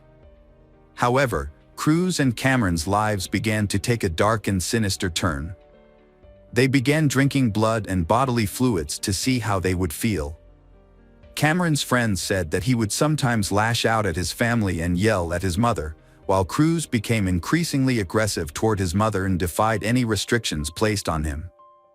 Both boys began to have disturbing fantasies about being restrained and abused, leading them to explore adult websites with violent themes. Their discussions with Kimberly became increasingly disturbing. One day, Cameron made an innuendo-filled remark to Kimberly that upset her. When she shared this with Cruz, he responded by making the same suggestion. When Kimberly refused, Cruz threatened her ominously, saying, "Death is coming for you, and you will soon be dead." He then asked her about her plans for the next day. Cruz expressed interest in meeting her to discuss why some people were treating her so badly and other personal issues. They eventually agreed to call and meet the next day. She had no idea that Cruz had already contacted Cameron and they were exchanging messages about Kimberly. In Cameron and Cruz's conversation before the terrible events, they mentioned that they should proceed with their plan, saying that they have to be careful and that it will be interesting. They expressed their desire to do it immediately instead of waiting, saying that they will not harm her right away and can keep her alive but tied up. Later, Cameron and Cruz decide on a specific phrase to signal when to act to harm Kimberly. Cruz also suggests that they meet at the Ford bus stop at 10 o'clock. 18-year-old Kimberly accidentally found herself in a dangerous situation. That morning, Kimberly was still in bed while her mother, Lucia, prepared to leave for work. Before leaving, Lucia kissed Kimberly and expressed her love for her. Since Kimberly had no classes that day, her mother thought she would sleep in, especially since her only commitment was babysitting at 3 p.m. They had planned to start sewing Kimberly's prom dress together when Lucia returned home. However, Lucia was unaware that Kimberly had other plans. She had arranged to meet Cameron and Cruz at the bus station around 10:30 a.m. Kimberly got off the bus at the stop where her friends were waiting. Just minutes earlier, Cameron and Cruz had bought a can of gasoline as part of their terrifying plan. The three friends chatted for a while before heading to Cruz's house in Bali. Up until this point, everything seemed normal to Kimberly, and she had no idea of the terrifying situation her friends had planned for her. When they arrived at the house, Cruz used a code word to signal Cameron, and almost immediately, both attacked Kimberly, beating and kicking her. They bound her feet and ankles, stuffed a sock in her mouth, and taped it shut. Cameron and Cruz violently assaulted Kimberly for hours, ultimately causing her death by suffocation. Afterward, they desecrated her body in horrific ways, mutilating her and placing various items in her genital area, before storing her in a freezer in Cruz's garage. Cruz attempted to cover his tracks and establish an alibi by sending her a message from his computer. In this message, he pretended to be far away and asked her if she had completed her work as a nanny, claiming he needed her advice. Cameron and Cruz's actions were extremely disturbing, and they treated it as a game. That same night, after committing the horrific act, Cruz texted his girlfriend, asking her to come out of the house to meet him. Fortunately, she refused, which may have saved her life. The next morning, Cameron and Cruz placed Kimberly's body in a hockey bag and calmly took a bus to a remote forested area. There, they doused the bag with gasoline and set it on fire. During this time, Cruz made the mistake of using his cell phone to send a message. Meanwhile, Kimberly's parents and relatives were in a state of panic, unaware of her whereabouts. Her mother, Lucia, had tried to call Kimberly the day before, but when her calls went directly to voicemail, she sensed something was wrong. Lucia went to the police station to report Kimberly missing, and the search for Kimberly quickly began. After causing Kimberly's death, both Cruz and Cameron continued their lives as if nothing had happened. Cruz spent the day at home with his girlfriend, while Cameron had lunch with his mother and grandmother, then they took him to buy a new video game. That night, a young man who was hanging out with friends discovered charred body under a bridge. The body was burned beyond recognition. The body was later identified through dental records and was that of Kimberly. The tragic news devastated Kimberly's family and friends. Police arrived to investigate the crime scene. At the time, police had no leads to identify anyone responsible for this horrific crime. Kimberly's family and friends reported that she had no known conflicts with anyone and were puzzled as to who could have harmed her. In her memory, the family created a Facebook page, which police are closely monitoring in the hopes of uncovering any clues. They are also keeping a close eye on all of Kimberly's acquaintances. The story of the horrific incident shocked Canada, and every media outlet covered it. At the time, Cruz was eager to share his dark exploit with someone he trusted. He decided to use the in-game chat feature, believing that chat records were unlikely to be kept or checked. On March 23, 5 days after the murder, Cruz messaged a young girl from Halifax, urging her to read something important. He then sent her links to news articles about the incident to prove that he was telling the truth. The girl was horrified by what Cruz revealed but reacted the way he wanted, assuring him that she would always support him, no matter what his actions were. Cruz replied that that's why he trusted her, and he would repay her trust, no matter what. Suddenly, Cameron joined the conversation and backed up Cruz's account. The girl asked Cameron if he had any thoughts about Kimberly's family and friends and the lives he had impacted. Cameron simply replied that he felt no remorse for any of that. The young girl wrote to Cruz again, asking him not to repeat his previous actions. He promised he wouldn't. As time went on, the Cameron and Cruz their lives as if nothing had happened, but they kept a close eye on the investigation's progress. Their online chats and text messages mostly revolved around updates related to the case. Cruz confided to a friend that his father had advised him not to answer questions at school. This advice may have stemmed from his father's suspicion that Cruz was involved in Kimberly's death or knew who was responsible. An incident later occurred involving Samantha, one of Kimberly's close friends, who overheard Cruz making negative comments about Kimberly. Samantha asked him to stop, explaining that it still hurt her to hear such things so soon after Kimberly's death. In response, Cruz yelled that he did not care about Kimberly's death.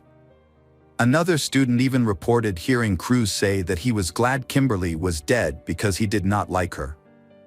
At that point, police began investigating Cameron and Cruz, leading to their questioning.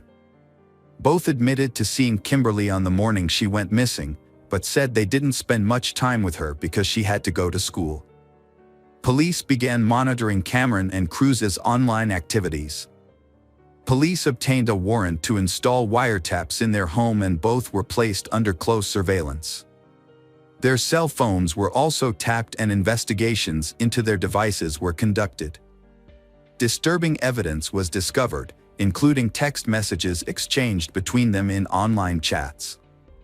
Police seized numerous documents related to their activities. Police believe Cruz and Cameron were responsible for Kimberly's death. Cameron and Cruz were then arrested and charged with Kimberly's murder. Both appeared calm and unresponsive. Cruz remained silent throughout the interrogation. Cameron, on the other hand, repeatedly taunted the police and refused to provide any information. He eventually confessed to his crimes in a cold manner. After Cameron's confession, Cruz was forced to admit everything. They both later pleaded guilty to first-degree murder and destruction of human remains.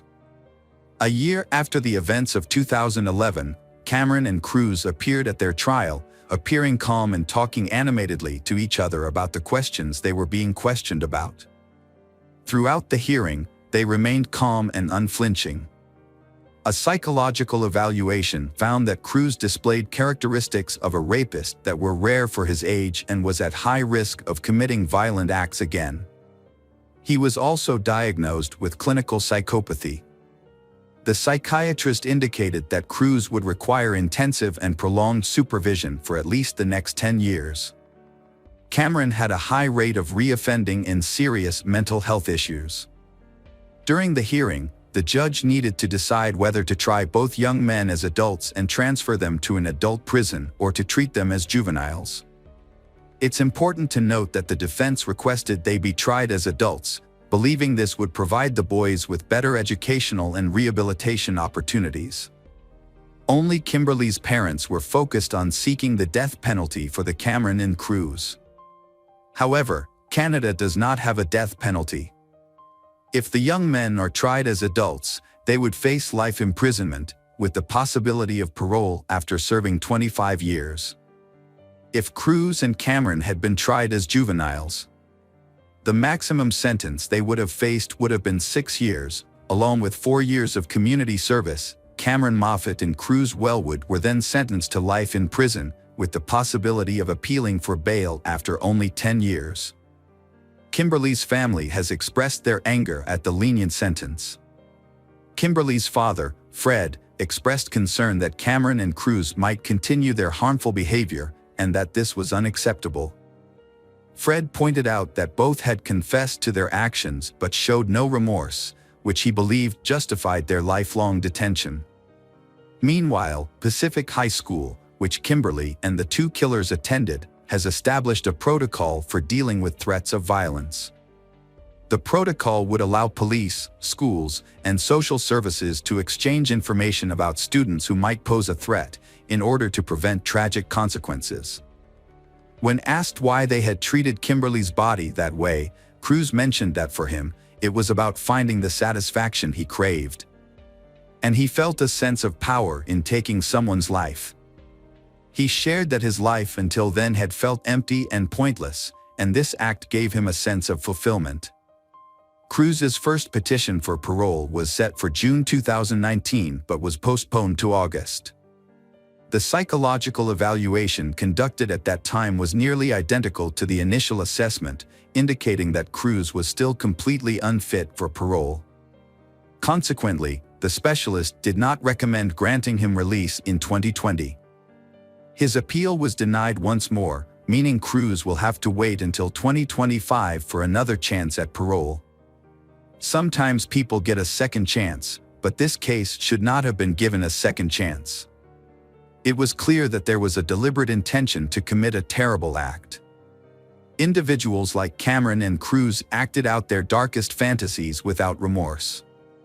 In fact, it was revealed that Kimberly was just one of 3 victims they targeted. Given the nature of their actions and the psychiatric evaluations, it is clear that Cameron and Cruz should not be allowed to live freely in society.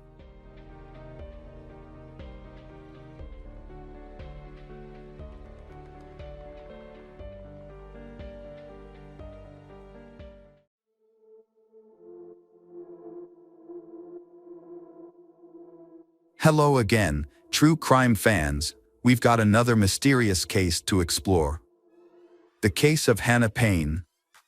On the evening of May 7, 2019, a major traffic jam occurred on the road near Hartsfield-Jackson International Airport in Atlanta, Georgia. At the same time, a truck carrying batteries caught fire on nearby I-285, causing several access points to be closed. This caused frustration and anger among many motorists. Terry Robinson, a correctional officer in Georgia who was off duty, was driving on Clark Howell Highway when he saw a red pickup truck run a red light. The truck nearly collided with a black SUV before crashing straight into a semi-truck.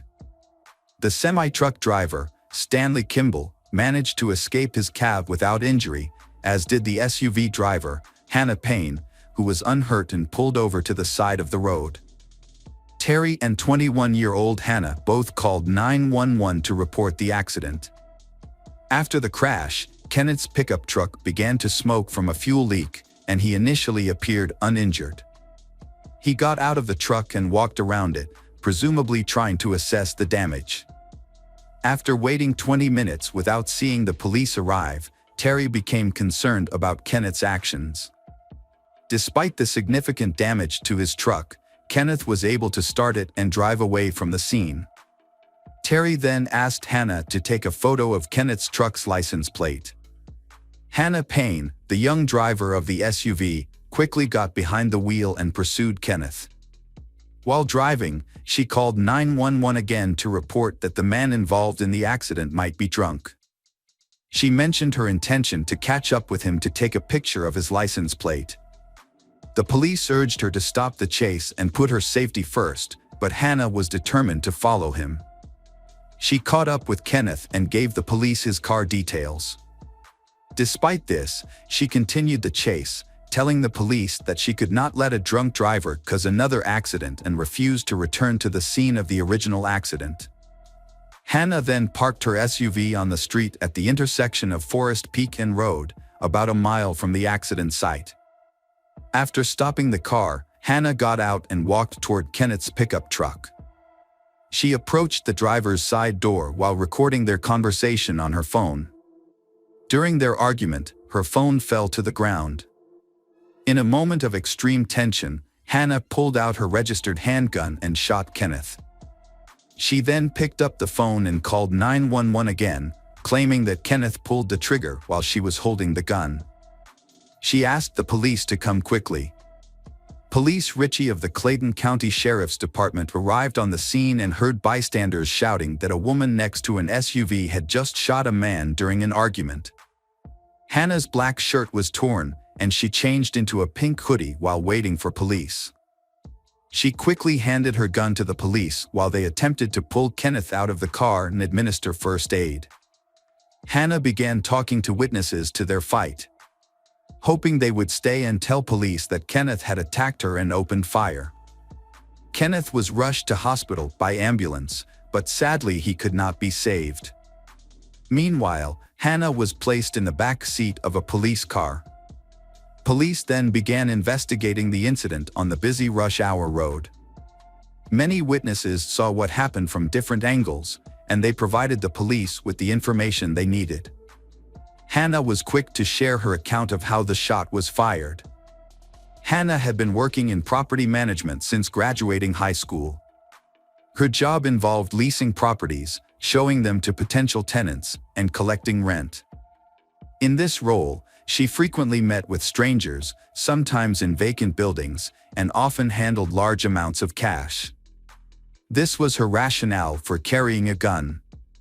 In Georgia, residents can obtain a permit to carry a firearm only at the age of 21, which Hannah was at the time of the incident.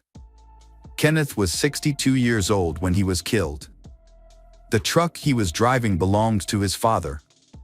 And inside, police discovered various tools and items he used as a mechanic. Police also found a set of needles and syringes for injecting insulin, which was crucial since witness accounts suggested he might have had diabetes or was experiencing insulin shock.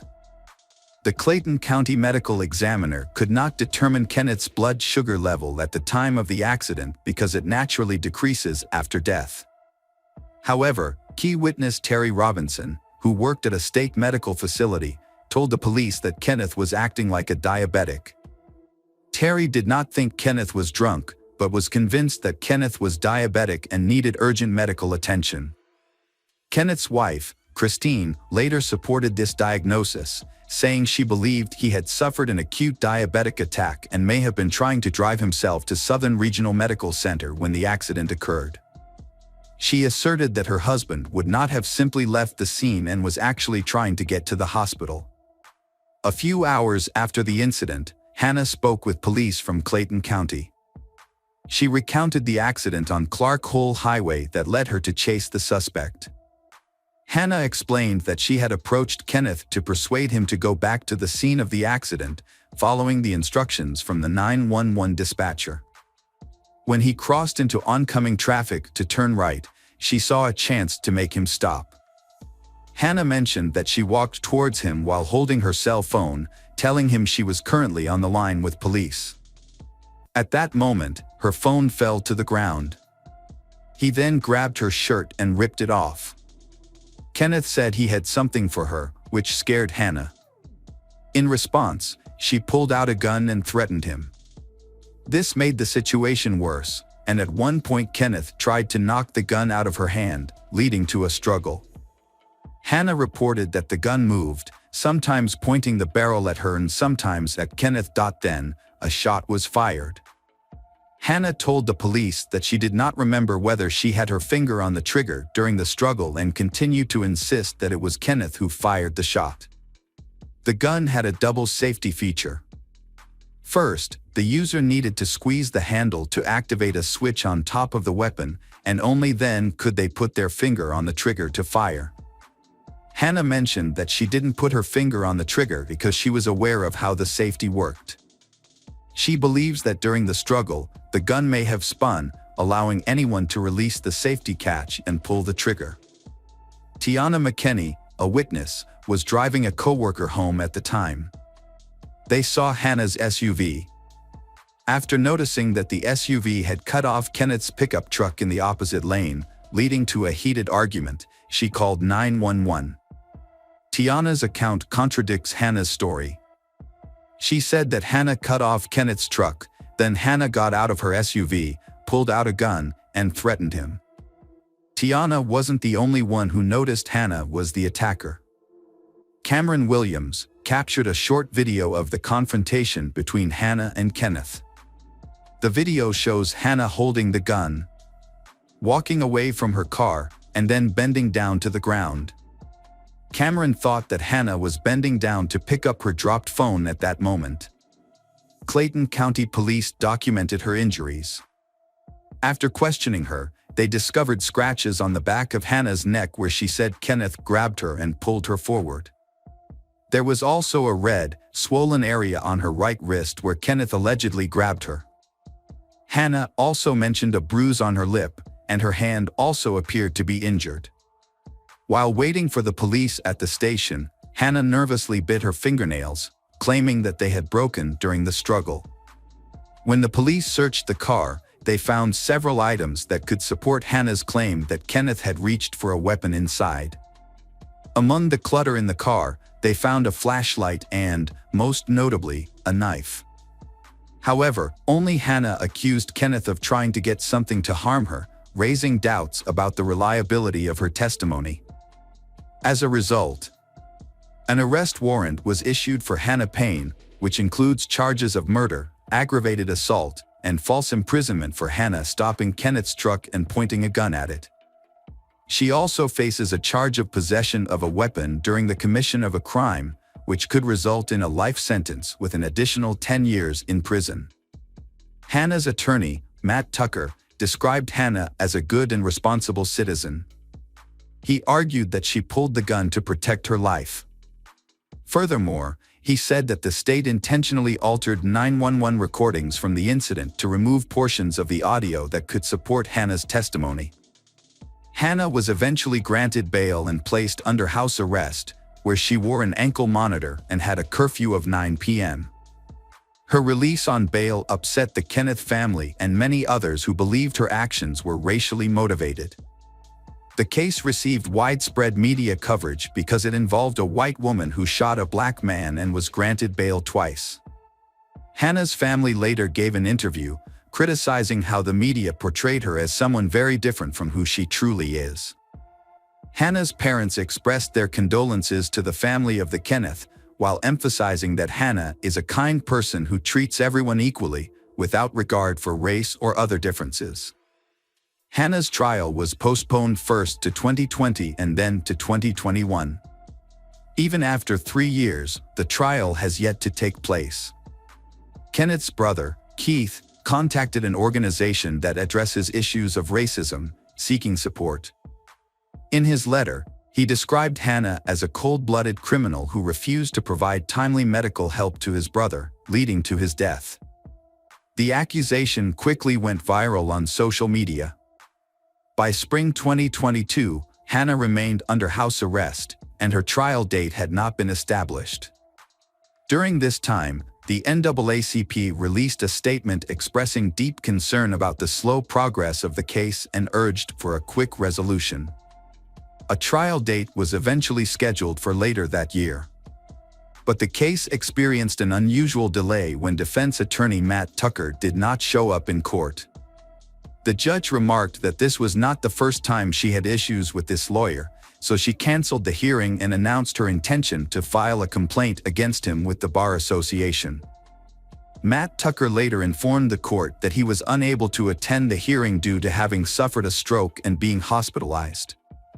In December 2023, nearly 4 years after Kenneth's murder, the much-anticipated hearing finally occurred. Clayton County Prosecutor Bonnie Smith presented evidence about the day of the shooting. Witnesses who were present at the scene also shared their accounts of that day. Since the incident unfolded rapidly, their testimonies varied and sometimes conflicted. One witness claimed that Hannah drew a gun as soon as she exited her car, while others asserted she only did so after she and Kenneth had already begun arguing. Despite these inconsistencies, the witnesses agreed on key details. Describing Hannah's approach to Kenneth's car as aggressive and noting that they witnessed her striking Kenneth. Hannah's claim of self-defense would not have been valid if the jury determined that she was the attacker and did not attempt to defuse the situation. Medical experts concluded that Kenneth died from a single gunshot wound to the abdomen, with no other injuries to the body. During the trial, Hannah defended herself by explaining that she believed she was following proper procedure when Terry Robinson, the main witness to the first incident, asked her to take a photo of Kenneth's license plate. Terry stated that he did not instruct Hannah to follow Kenneth. However, Hannah reported that she observed Terry waving his hand at her multiple times, as if signaling her to follow Kenneth's car and photograph his license plates. Witnesses described Hannah's driving as aggressive, noting that she nearly collided with another vehicle during the pursuit and created a dangerous situation by stopping in front of a red pickup truck. After the incident, Hannah shared with the jury a story similar to what she told the police. She said that when she approached Kenneth to ask him to return to the scene of the original accident, he grabbed her and refused to let go. She emphasized that the moment Kenneth hit the gas and crashed into her car, she felt extremely scared. The prosecution asked why Hannah ignored 4 police instructions to stop chasing Kenneth and return to the scene of the original accident. Hannah replied that she could not remember that moment because it had happened 4 years ago. The prosecution reiterated that the Kenneth did not know Hannah and was not obliged to follow her directives. After reviewing all the evidence, the jury took about 2 hours to deliberate and subsequently found Hannah Payne guilty of all charges, including premeditated murder. Hannah was sentenced to life in prison with the possibility of parole after 43 years.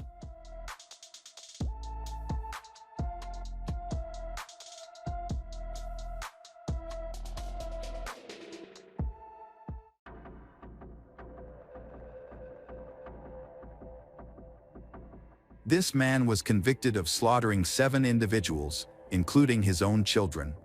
He still had the audacity to blow a kiss at the camera, as if nothing had happened. That eerie moment alone cements him as one of the most cold-blooded mass murderers in New Zealand's history, and his name is Raymond Wahia Radama, a man whose actions shook the peaceful town of Masterton, where people had believed they were safe. At that time, Masterton was a small, close-knit community celebrated for its rural charm. Situated in the Wairarapa region, the town was encircled by green farmland and rolling hills, creating a serene landscape. The local economy primarily relied on agriculture, particularly sheep farming, which was a leading industry. Many residents were employed in farming or related sectors, such as wool processing, small manufacturing, and retail. Life there moved at a slow and predictable pace. Violent crime was uncommon. Beneath the seemingly pleasant exterior, however, economic difficulties were beginning to emerge. In the early 1990s, New Zealand was dealing with the consequences of economic reforms from the previous decade. Many families, especially those in working-class areas like Masterton, were feeling the strain of increasing unemployment and financial insecurity. Job opportunities were limited, wages were low, and support from welfare programs was often insufficient. For someone like Radama, who was already struggling to support his family, these challenges only heightened his frustration and desperation. At 25, Radama and his wife, Toni, were overwhelmed by financial stress, making it difficult to keep up with rising rent costs. With 3 young children to care for, they had to move in with Toni's parents on Judd Street in Masterton. Living with extended family was challenging, the house was cramped, tensions were high. Arguments became more common, emotions flared, and resentment grew. Over the months, his frustration intensified, driven not only by financial difficulties but also by a sense of powerlessness and rejection as he watched his life fall apart. He sought help from social services in hopes of finding support and a way to recover, but the assistance he needed never materialized. Left alone with his despair, his feelings transformed into a deep, violent rage. By June, Radama's marriage had completely collapsed. A serious conflict involving Radama, his wife, and her family marked the final breaking point. He was expelled from their home, feeling rejected and isolated, with nowhere to turn for help. As he struggled with insomnia, wandered alone, consumed by anger and hopelessness, he reached a terrifying conclusion: if he couldn't have his family, then no one else would. On the night of June 26, 1992, Toni went out to meet her parents, Philip and Tubby Ferguson, at a local pub, leaving her 3 young sons, Karipi, Barney, and Stacy, with her sister, Nicola, 20. Also present in the house were Toni's brother, Philip Ferguson Jr., 14, Mikola's partner, Bevan Tepu, 21, and their young son, Stephen, 3. That night, Raymond Radama returned home armed with a knife and a softball bat. He violently attacked everyone inside, killing 7 people through stabbing and bludgeoning. Tragically, his own children were among the victims. In a disturbing move, he placed their bodies on his wife's bed and covered them with a Bible, as if seeking forgiveness. The bodies of the adults were also piled together in another bedroom, creating a horrifying scene that was difficult to comprehend. But Radama's bloodlust was not yet satisfied. He sat in the house, waiting for Toni and her parents to return so he could finish what he had started. When they finally walked through the door, the nightmare continued. Nicola's father, Philip, was the first to be attacked. Radama swung the softball bat with full force, striking him in a brutal assault. This time, however, things did not go according to plan. In the chaos, Toni managed to escape, running for her life to call for help. When the police arrived, the carnage they witnessed would haunt them for the rest of their lives. Blood soaked the floors, and lifeless bodies filled the rooms. In the midst of it all was Raymond Radama, subdued, and he was no longer in control. Toni's father, Philip, had overpowered him, preventing a greater tragedy. The news of the massacre spread like wildfire. New Zealand had never seen such a horrifying crime. A father, a husband, a son-in-law, someone who was supposed to protect his family, had instead wiped them out in cold blood. The community of Masterton was left reeling, struggling to understand how something so monstrous could have happened in their quiet town. Radama was arrested at the scene and taken into custody. His initial demeanor was eerily calm, as if he had accepted his fate. He offered little resistance, making no attempt to flee. During questioning, he showed minimal emotion, providing cold, matter-of-fact responses. Investigators were disturbed by his apparent lack of remorse. When Radama stood trial in 1993, the nation watched in shock. He expressed remorse, but the sheer brutality of his crimes left many wondering if it was genuine or merely an attempt to save himself from the harshest punishment. During the trial, the prosecution painted a picture of a man who had allowed his rage and feelings of inadequacy to fester for too long. The defense, on the other hand, argued that Radama had been pushed to his breaking point due to financial strain and rejection by his wife's family. Mental health professionals were brought in to assess his state of mind, but ultimately, the jury saw through any justifications. The judge described the killings as unimaginable. Radama was sentenced to life imprisonment for 7 counts of murder. Additionally, he was given 10 years for the killing of an unborn child and another 7 years for attempted murder. Even behind bars, the horror of what he had done did not fade. The parole board repeatedly denied his bids for release, citing his continued struggles with banned substance abuse. In 2008, the board noted that despite presenting himself as a reformed man in previous hearings, Radama had relapsed into cannabis use, blaming his actions on a dark day in his past. Year after year, Radama has stood before the parole board pleading for his release. He insists that he has changed, that he has grown, and that he is no longer the man he was when he committed those horrific crimes. Yet, each time, the board has denied his requests, stating the same concerns: his psychological state, his risk to society, and his lack of true remorse. It has now been more than 30 years since Radama was sentenced, and despite numerous parole hearings, the board remains unconvinced that he is fit to re-enter the world outside prison walls. Radama has been denied parole not just once or twice, but a total of 14 times. His repeated attempts to gain freedom have been met with the same result. His lawyer, Roger Eagles, has now taken a different approach, claiming that there is potential bias in the parole process. Eagles argues that one of the parole board members, Professor Phil Brynd, had previously prepared psychological reports on Radama in 1992, and his involvement in the current parole decisions could create an unfair assessment. He points out that Brynd is the only person on the board who has had extensive personal interaction with Radama, which could lead to preconceived judgments rather than an objective evaluation of Radama's progress over the past 3 decades. The legal challenge does not stop there. Eagles has also argued that Radama's repeated parole denials are evidence of bias. He claims that despite Radama undergoing rehabilitation programs and counseling, the board has never granted him a single opportunity for conditional release, raising concerns about whether he is being treated unfairly compared to other prisoners with similar convictions. However, the parole board has maintained its stance, insisting that every hearing is based on up-to-date psychological evaluations and risk assessments rather than relying on reports from the past. They argue that Radama's continued imprisonment is not the result of bias but rather the outcome of his failure to meet the necessary criteria for release. Another point of contention in Radama's case is the way his parole hearings have been conducted.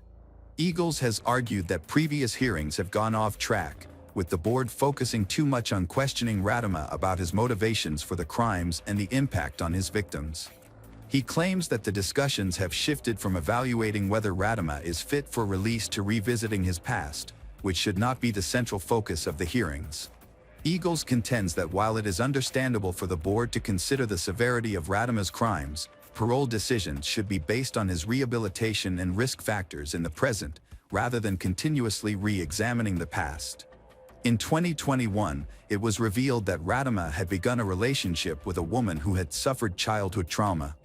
The board expressed concerns about this relationship, fearing that it could trigger another violent episode given Radama's history and the emotional volatility that played a role in his past actions. The board was deeply troubled by this revelation and questioned whether Radama was capable of forming healthy relationships, or if this new connection was a sign of unresolved psychological issues. Despite attending nearly 100 sessions with a psychologist, board members still believed Radama lacked insight into his crimes, which made them skeptical of his ability to maintain a stable and responsible relationship outside of prison.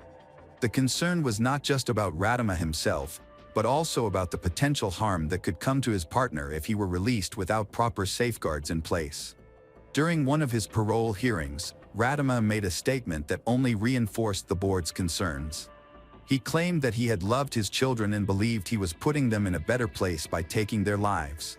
This statement sent chills down the spines of the parole board members, as it suggested that Radama still harbored a distorted sense of justification for his actions, rather than fully accepting the gravity of his crimes. His words implied that he had once rationalized these actions as an act of mercy. The board saw this as a major red flag, indicating that Radama had not yet reached a true understanding of his past actions or the level of self-awareness and accountability required for parole consideration. Despite these concerns, reports from inside the prison indicate that Radama has generally maintained good behavior. He has been described as respectful within the prison environment, and there have been positive reports about his work while incarcerated. Additionally, Corrections officials have stated that there is no further need for additional rehabilitation programs, as Radama has already completed the necessary courses. However, even with these positive notes, the parole board has remained firm in its decision to keep him behind bars, stating that good behavior in a controlled environment does not necessarily translate to safe behavior in the outside world. In his most recent parole hearing in 2024, Radama made a significant admission. For the first time in over 3 decades, he acknowledged that the killings were intentional. This directly contradicted his previous claims. While this confession marked a departure from his earlier statements, it still failed to provide clarity on the most crucial question: why? Despite finally admitting his intent, Radama refused to explain his motives. During the hearing, he expressed deep regret, stating, "I was a very selfish man for what I did. All I can say is that I really regret wholeheartedly the decision that I made in order to kill all those many children and adults. I hate myself for what I've done." However, the parole board remained skeptical. They pointed out that his changing narrative over the years only raised further concerns about his credibility.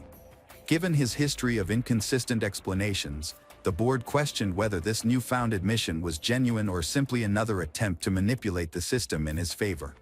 The victims' families continue to oppose his release, maintaining that Radama has never fully explained his actions or shown true remorse to them. His admissions mean little without an honest, clear acknowledgement of why he did what he did. Many still believe that Radama poses a danger to society and should never be granted parole. In response to these concerns, the board recommended that Radama be transferred to a special treatment unit for violent offenders. However, he resisted the move, arguing that it would be a step backward in his rehabilitation rather than a constructive measure. Despite his efforts, the parole board once again denied Radama's release. The ruling made it clear that while his latest statement represented a shift, it was not enough to justify granting him freedom. The board emphasized that public safety remained their top priority and that Radama's risk factors had not diminished to a satisfactory level. For now, Raymond Wayne Radama remains in prison, and his next parole eligibility will come in April 2025. Whether he will finally succeed in persuading the board remains uncertain. However, given his long history of denied applications, changing statements, and ongoing concerns from the victims' families, his path to release remains as difficult as ever.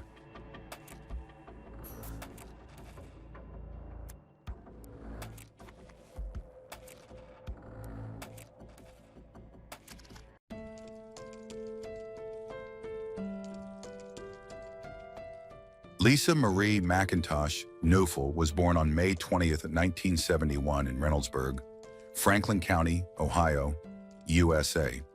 She was the daughter of William Clark and Rita Bala McIntosh, who later had another daughter named Laura.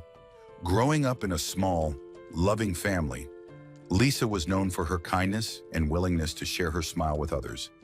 In elementary school, her friendly personality stood out. She quickly won the affection of her classmates and teachers.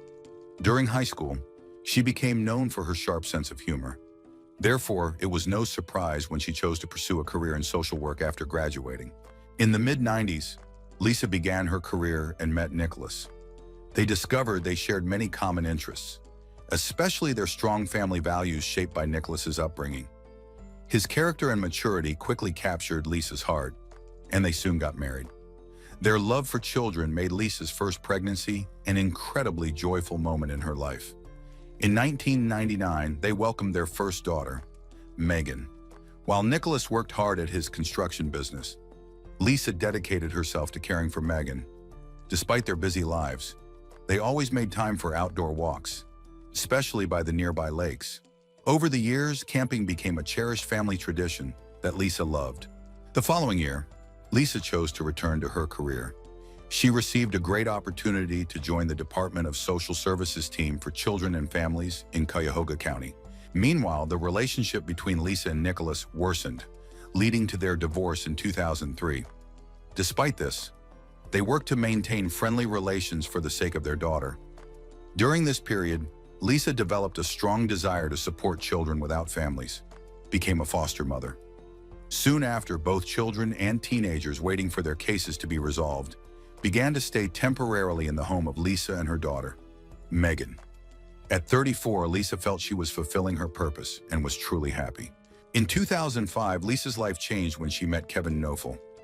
He had a son from a previous relationship. Kevin had a diverse work history, having been a medical technician and a school bus driver. At the time they met, he was a truck driver for a food company. Despite the good pay, his job left him with little time for personal relationships, so he quickly asked Lisa out on a date. Lisa was flattered by the attention from an attractive man. However, worried that the meeting might not meet her expectations, she asked her colleague to join them. To everyone's surprise, Kevin was polite and courteous. Lisa realized she had found someone special. Later, Kevin told his sister that he had met a woman he genuinely liked. After a year of dating, Lisa and Kevin got married and bought a house together. They also took out several insurance policies worth a total of $750,000 to secure their family's future. In 2009, the happy couple welcomed their first daughter. Sometimes, Lisa couldn't believe how much happiness life had brought her. Meanwhile, Lisa kept registering her home as a temporary shelter for children.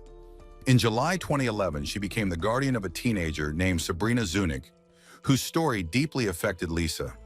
Sabrina was born on October 27, 1994 in Cleveland, and was the only daughter of her parents. Her childhood was very difficult. Her mother had a long history of serious theft convictions. Additionally, her father struggled with paranoid schizophrenia and was also well known to the local police for selling banned substance. The birth of their daughter did not lead the parents to change their way of life. Instead, they continued to face legal issues and struggled with serious addictions. To help care for Sabrina, they often asked her paternal grandmother for assistance.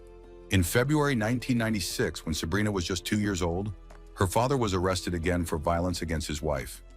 After his release, the paternal grandmother suggested that he seek professional help for his mental health, but he declined and sank further into his problems. Meanwhile, Sabrina's mother also refused to take responsibility for taking care of her, so she stayed with her grandmother. After 2 years, Sabrina was diagnosed with attention deficit hyperactivity disorder. She struggled to interact with her peers and faced significant behavioral challenges as a teenager. This led to frequent criticism from school officials and poor academic performance. As she continued to have difficulty fitting in, she often got into fights with other children. The situation at home was also troubling. Sabrina began stealing money from her grandmother to buy illegal substances. This prompted her grandmother to seek help from the guardianship system, explaining that she could no longer care for Sabrina due to her health issues. As a result, at the age of 14, Sabrina was placed into state care and moved to a shelter on the outskirts of the city. In the following years, Sabrina experienced a series of temporary housing situations, all while longing for stability and a real family. During this time, she was diagnosed with oppositional defiant disorder, bipolar disorder, anxiety disorder, and depression. When she got the chance to live with Knofel family, she felt it was a sign of hope. Upon arriving at their home, her hopes were realized. She was warmly welcomed as a family member. Sabrina received her own room and was surrounded by care, quickly becoming comfortable playing with Megan and looking after little Haley. After living with the family for 5 months, Sabrina started to improve her school performance, something she hadn't done before. However, she began to feel jealous of Megan and Haley, suspecting that her adoptive parents favored them. This jealousy often resulted in arguments with Lisa. Kevin, despite being away from home frequently, made an effort to resolve the tension when he returned, and Sabrina sought his support during these times. Aware of Sabrina's challenging background, Knofels chose to take steps to help her feel more valued and included in the family. The situation quickly became troubling and unexpected. Unknown to others, Kevin and Sabrina's relationship was more than just that of a stepfather and stepdaughter. By spring 2012, they had entered into a secret affair. While traveling, Kevin would pay Sabrina to send him explicit photos. Whenever they had the chance, they would meet privately, making fun of Lisa's belief in her husband's good intentions toward his adopted daughter.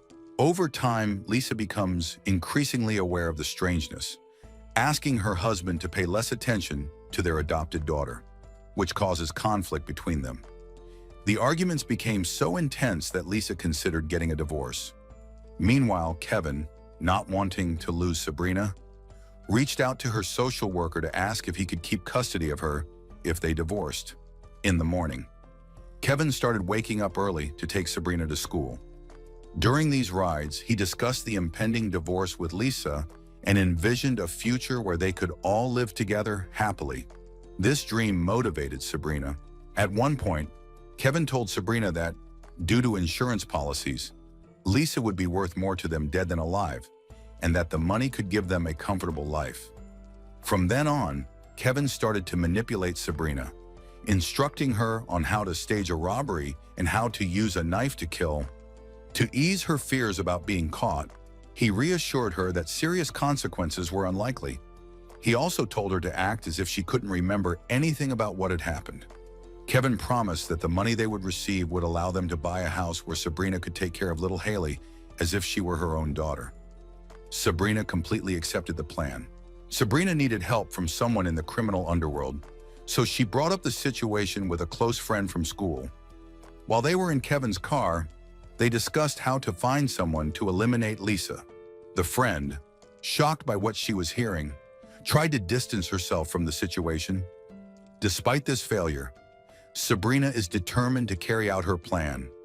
At that time, she was focused on her future and was discussing with her teachers the possibility of going to cosmetology school or becoming a model after graduating high school.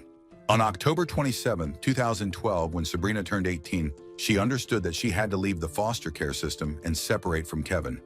Determined to continue her stay, she filed a petition with the court, which surprisingly approved her request.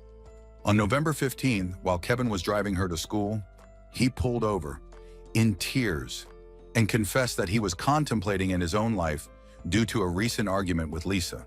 This moment was crucial for Sabrina, and she assured Kevin that she would help him.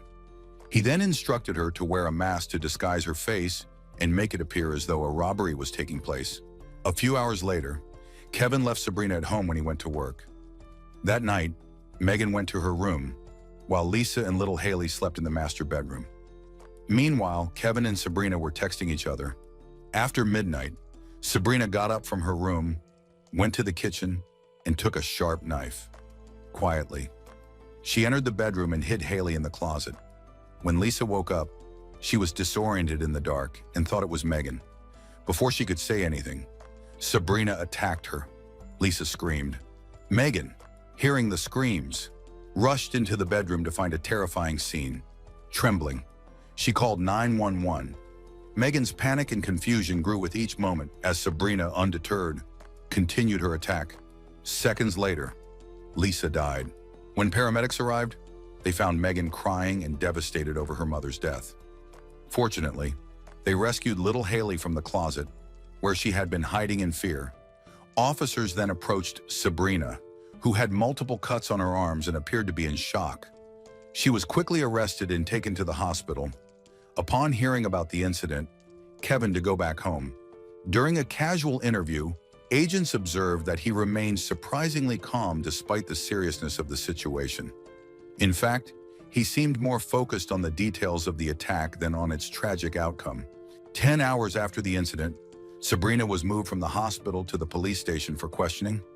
Once there, the detectives read her rights and told her she was considered a suspect in the murder.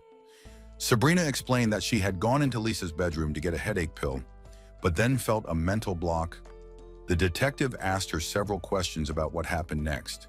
Sabrina carefully followed the instructions Kevin had given her, saying her memory was unclear. Even when the detective pressed her, she remained consistent with Kevin's plan. The detective decided to change his approach and started asking Sabrina about her relationship with Lisa. Sabrina insisted that she had no knowledge of what happened to the victim. Realizing that sharing information was not effective, the detectives shifted their focus to exploring potential motives for the suspect. As a result, Sabrina was placed under preliminary arrest at the Lake County Jail. The Lake County Medical Examiner's report revealed shocking details. According to court records, Lisa was stabbed 178 times with a 15-inch knife. Many of the wounds were self-defense.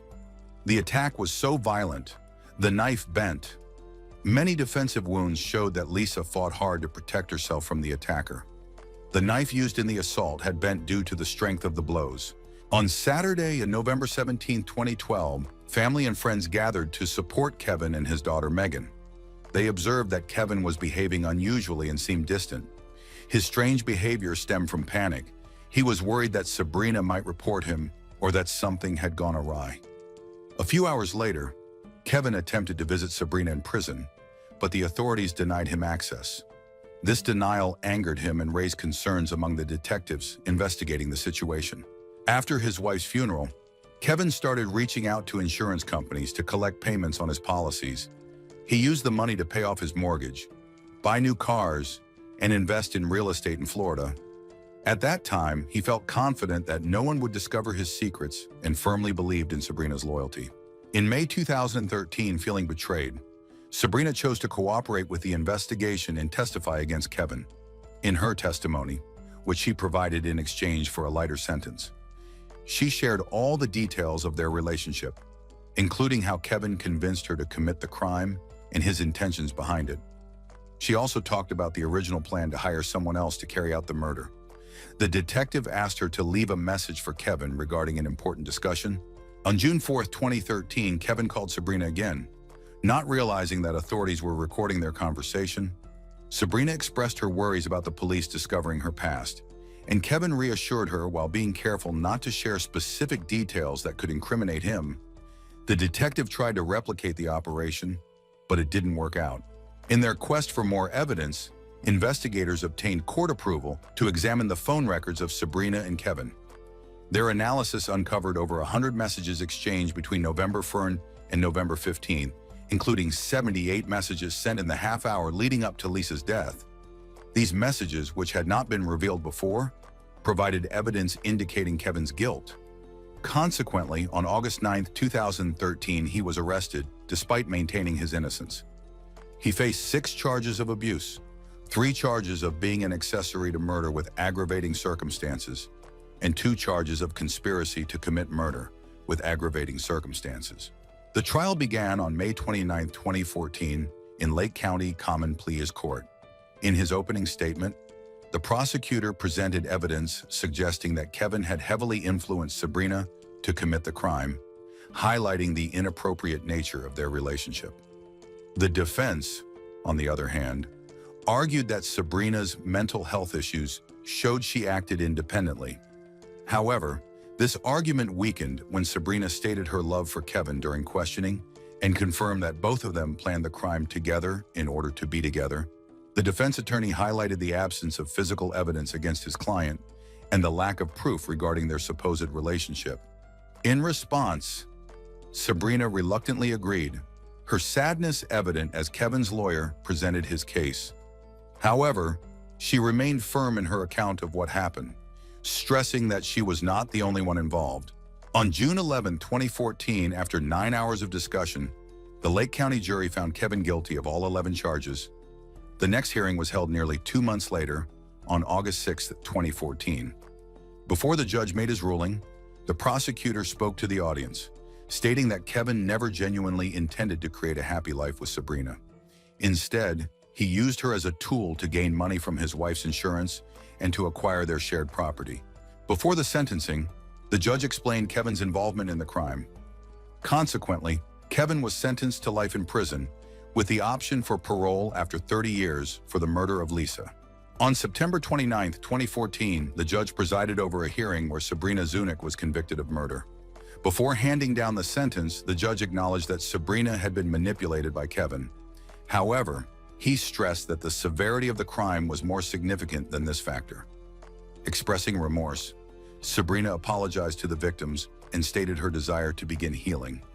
Like Kevin, she was also sentenced to life in prison with the possibility of parole after 30 years.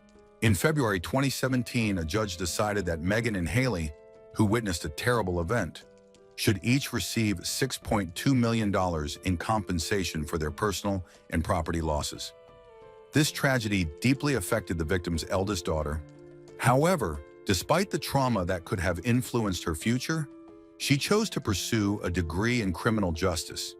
She wanted to honor her mother's legacy, as her mother was always willing to protect and support those in need.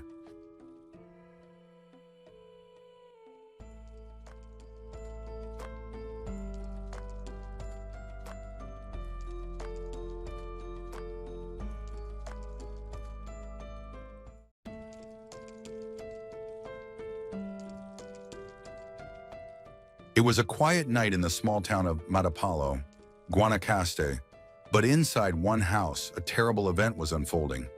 A man had just assaulted his partner, while a child nearby attempted to escape. Suddenly, everything went silent. What occurred in that house? And how did the little girl manage to survive? Jessica Duran grew up in Costa Rica. From a young age, she experienced neglect, not because she lacked family, but due to a lack of proper care. Locals often saw her wandering the streets barefoot, unkempt, and hungry, frequently asking for food. She dropped out of school early and soon became involved in addiction. By age 13, she was often seen in local bars, dressed provocatively, smoking marijuana, drinking beer, and seeking clients. When she turned 20, she became pregnant for the first time. Little is known about that child, except that reports indicate the baby was taken in by the paternal grandmother. A year later, Jessica met a man at a bar. He was also using banned substance, and they began a tumultuous relationship. After 3 years, Jessica became pregnant again. However, before the baby was born, he was arrested and imprisoned for attempted homicide. Once again, the paternal grandmother took care of the baby. Despite the man being in prison, their relationship continued. During one conjugal visit, Jessica became pregnant again and gave birth to a daughter. This time, she was able to keep the child. Jessica and her daughter were homeless until an old friend offered them shelter. To support herself, Jessica returned to escort. Jessica then met Dirk Beauchamp, an American who had visited Costa Rica multiple times. He became very attached to her, and they soon moved in together. However, concerns arose when neighbors noticed that Jessica's daughter was being left alone for long periods. Eventually, the couple was evicted and moved to a new home in Matapalo. Jessica's family grew and she had 3 more children. Dirk accepted all 4 children, including Jessica's stepdaughter, and gave them his last name, Beauchamp. The community viewed him as a dedicated father, often seen walking his children to school, taking them to music lessons, and spending afternoons with them in the local plaza.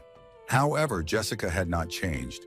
She continued to struggle with substance use, leading to noticeable drinking and erratic behavior that concerned neighbors. Meanwhile, the grandmother of her second child filed for child support. Jessica ignored the legal notice and was ultimately imprisoned in 2015 at El Buen Pastor, a women's prison in Costa Rica. While she was in jail, Dirk had to care for all 4 children by himself. Those who knew the family said he faced difficulties and sometimes couldn't provide even basic meals. Social workers from the National Child Welfare Agency came to evaluate the family's situation, but Dirk claimed everything was fine, likely out of fear that the authorities would take the children away. While still in prison, Jessica met a man named Michael Adrian Salmeron Silva. After she was released, she returned home not only pregnant with Michael's child, but also with him by her side. This marked the beginning of a new and tumultuous chapter in Jessica's life. She was open about her relationship with Michael, expressing how deeply in love she was with him, despite their shared struggles with addiction. Michael set up a makeshift living space next to the Beauchamp family home and moved freely between both residences, treating them as one. Even Jessica's mother disapproved of the relationship, which prompted Jessica to cut off all contact with her. Dirk, an older and naturally quiet man who avoids conflict, put up with the situation to remain near his children. He also welcomed Jessica's new baby, her daughter with Michael, into their home. However, as time passed, neighbors started to see a shift in Dirk. His previously warm and lively demeanor diminished. He looked more tired and was visibly affected, both physically and emotionally, by the unstable environment he was living in. On the morning of February 16, 2016 at 8:40 a.m., a social worker from the Costa Rican Social Security Fund arrived at the Beauchamp residence for a routine welfare check. He had visited this home many times to check on the children's health and ensure the family had basic support. However, this time felt different. The house was completely sealed and disturbingly quiet, with vultures circling overhead. Worried, he approached a nearby man who was taking care of livestock and asked if the silence was typical. The man shook his head. The children usually played outside. They moved closer to the fence. and then they heard it, a child crying inside. There were no other sounds, no voices, and no movement. Realizing the urgency of the situation, he quickly called emergency services. When the officers arrived, they heard a child's crying coming from beyond the fence. They shouted, threw stones onto the roof, and tried to get a response from inside, but no one answered. Realizing they couldn't wait any longer, they forced open the outer gate and carefully approached the house. Looking through a window, they saw a young girl crouched on the floor, her clothes dirty. They checked another window, which was swarming with flies, and noticed that her clothing was stained with blood. They used a metal bar to pry open a door, with their weapons ready, unsure if the attacker was still inside. As they moved closer to the child, they saw she had injuries on her head. All she requested was water. They surveyed the area and were horrified to find the mutilated body of an adult male nearby. It was Dirk. The officers moved further into the house. In the first bedroom, they found two bodies under a blood-stained sheet, Jessica and her 6-year-old daughter, both lying in a pool of blood. Disturbed, the officers stepped back and headed to the back of the house, where they heard a baby's cries. In a separate room, they discovered a 6-month-old infant lying alone on a bed. Fortunately, she seemed unharmed, even though they feared the attacker might still be inside. They continued their investigation. In the bathroom, they found the body of the oldest daughter. She was partially undressed and had multiple injuries. There was still one last room to check. Inside, there was more blood, with streaks and splatters leading to an adjacent bathroom. There, they found a boy's body. The house was silent now. No one else was there. The officers radioed their station to report the tragic scene. The little girl, who had been asking for water, finally received a drink. She attempted to sit up, but her injuries made it very difficult for her to move. First responders advised her to stay still, as they understood her injuries were likely more serious than they looked. While authorities gathered evidence and removed bodies from the Beauchamp home, the two young survivors of the tragic event were quickly taken to the hospital. The 4-year-old girl was in critical condition, barely conscious, and had multiple stab wounds to her chest, abdomen, arms, and head. Her 6-month-old sister was stable but severely dehydrated, having gone nearly 48 hours without food or water. Both girls were then transferred to the National Children's Hospital in San Jose for additional treatment. A year later, the police officer who responded to the scene reflected on the experience. There had been signs of trouble before.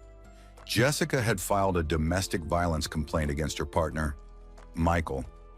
Given the chaotic situation at home, Michael, who was 24 years old, became the main suspect in a case involving 5 murders. The bodies were found on February 16th, but forensic evidence indicated that the murders happened 2 days earlier, on the night of February 14th, Valentine's Day. Investigators quickly started to trace Michael's steps. Security footage from a store about 700 meters from his home showed that he visited 3 times that night, purchasing beer, soft drinks, cigarettes, and a phone card. Knowing that Michael could potentially escape the country, Costa Rican authorities issued an international arrest warrant the following day. Michael had a prior history of aggravated theft in Costa Rica. With an extradition request now in place, the search for him intensified. Within 48 hours, Nicaraguan authorities confirmed his arrest. While officials initially credited police efforts for the capture, Michael's father later disclosed that he was the one who turned him in. He claimed that Michael admitted to killing Jessica and the children out of jealousy while under the influence of banned substance and alcohol. Despite his father's assertions of remorse, Michael did not display any emotion in the days after his arrest. When he was presented to the media, he appeared emotionless, maintaining a cold demeanor and showing no signs of regret. Michael was detained at the prison in Nicaragua as he awaited his trial.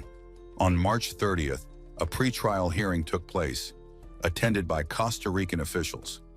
The highlight of this hearing was the expected testimony from Jessica's daughter, the living witness to the massacre, who is only 4 years old. She connected through video from the Children's Hospital in Costa Rica, along with a judge and a psychologist. During her testimony, She clearly identified Michael as the person responsible for the attacks. She recounted how he first stabbed her mother, followed by Dirk, and then her siblings. She described the violent events in disturbing detail, even specifying the body parts where each family member had been injured. Throughout this, Michael remained completely still. Extradition was quickly dismissed as an option.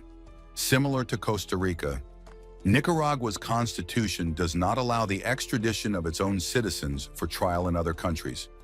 As a result, Michael's trial would happen in Nicaragua.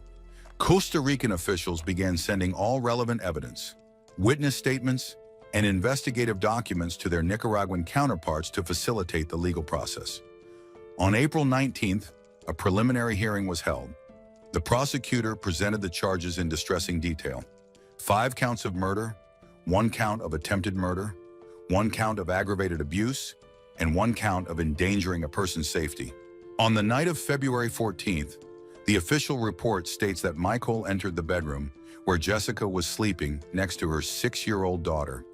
He was armed with a kitchen knife and stabbed Jessica twice, once in the collarbone and once in the chest. As Jessica fell, the girl tried to help her mother but was attacked by Michael, who stabbed her 5 times in the back. Michael then turned his focus to Dirk, hearing the screams. Dirk grabbed a second kitchen knife to protect his family.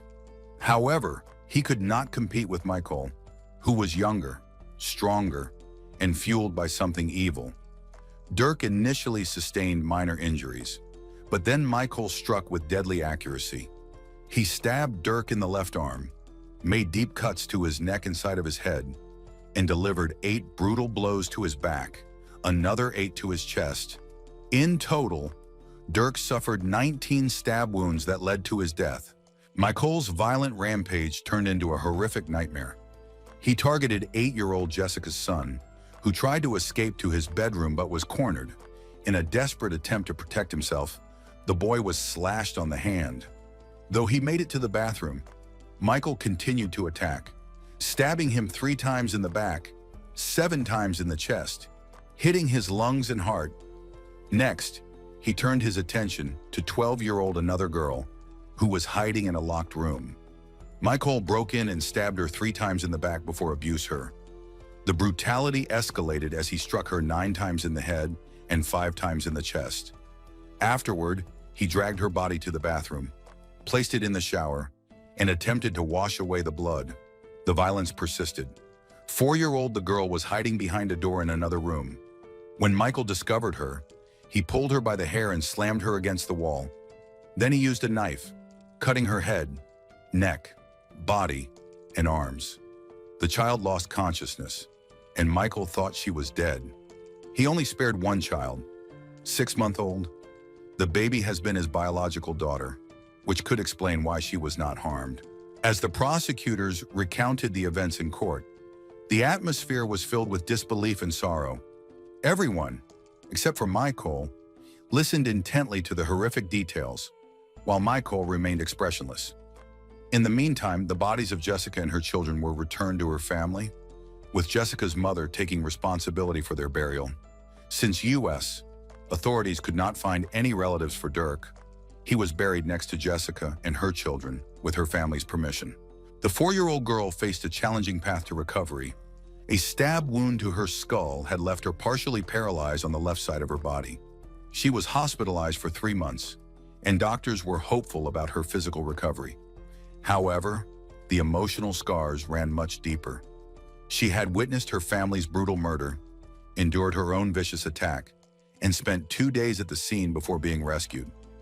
The hospital staff affectionately called her the Little Champion as she gradually began to regain her smile and mobility. Like her younger sister, she was placed in a caring, temporary home. Authorities began looking into adoption options, considering keeping the sisters together.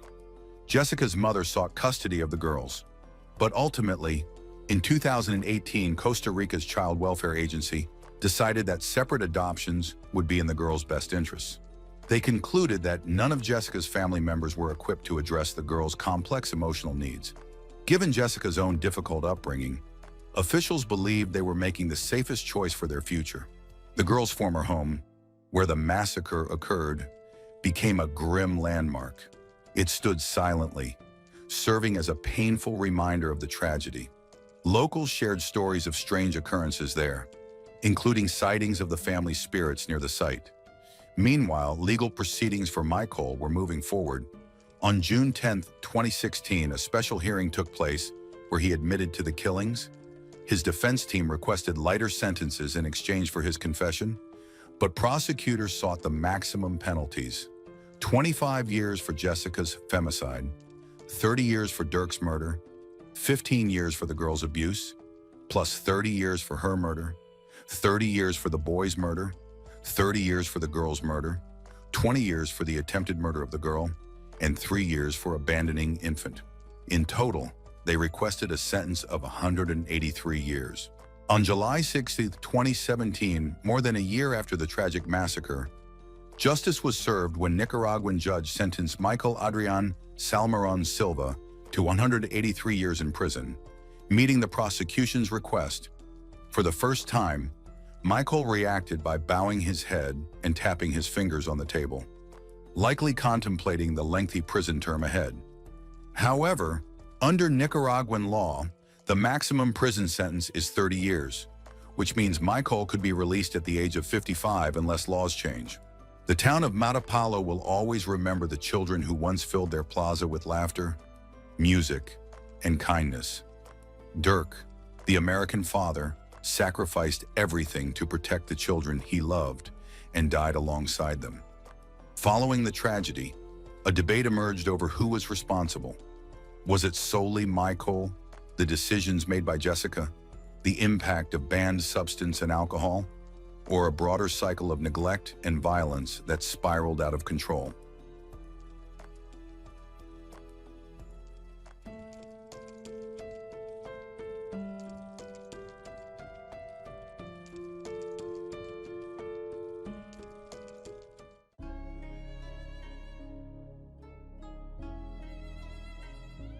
On December 5, 1975, in Lancaster County, Pennsylvania, a married couple was on their way home from a school basketball game. At around 8:30 p.m., the wife decided to visit her niece, Lindy, who lived nearby. They parked their car near the apartment complex, and she got out to quickly check on her niece, leaving her husband in the car. However, when she reached the apartment, she discovered that the front door was unlocked. Cautiously peering inside, she saw a knocked-over floor lamp and other items scattered around. The disarray of the apartment indicated that a fight had occurred. When she noticed strange stains on the floor resembling blood, she stepped into the living room. What she discovered would haunt her forever. In the center of the room lay Lindy, with a knife stabbed into her throat. Overwhelmed with panic, she ran out of the house and hurried to her car to call the police. The police arrived at the scene and were baffled about who could have had a conflict with the young 19-year-old girl, who had recently gotten married. They wondered what could have led to her brutal murder. Lindy Sue Beekler was born on January 31, 1956. Her parents divorced when she was very young. She was raised by her mother. Her father moved to the suburbs, remarried, and had a son with his new wife, making him Lindy's half-brother. From a young age, Lindy was curious and cheerful. She loved exploring new activities. Lindy participated in the Girl Scouts, went hiking, enjoyed boating, and joined different clubs. Lindy was a positive person who made everyone feel good. Her bright smile encouraged others to smile too. Above all, she treasured her family. One of her favorite things to do was curl up on the couch with her mother. In those moments, she felt like the happiest person alive because her mother was not only a caring parent, but also her best friend. Recently, Lindy had been employed at a flower shop, where her boss and co-workers described her as very hardworking, humble, and somewhat shy. However, once they got to know her better, Lindy revealed her fun side. She had a great sense of humor. Despite this, she preferred not to be the center of attention. Lindy married at a young age despite her insecurities. Her husband, Philip Beekler, was 5 years older than her. They first met when Lindy was visiting her sister. They were instantly attracted to each other.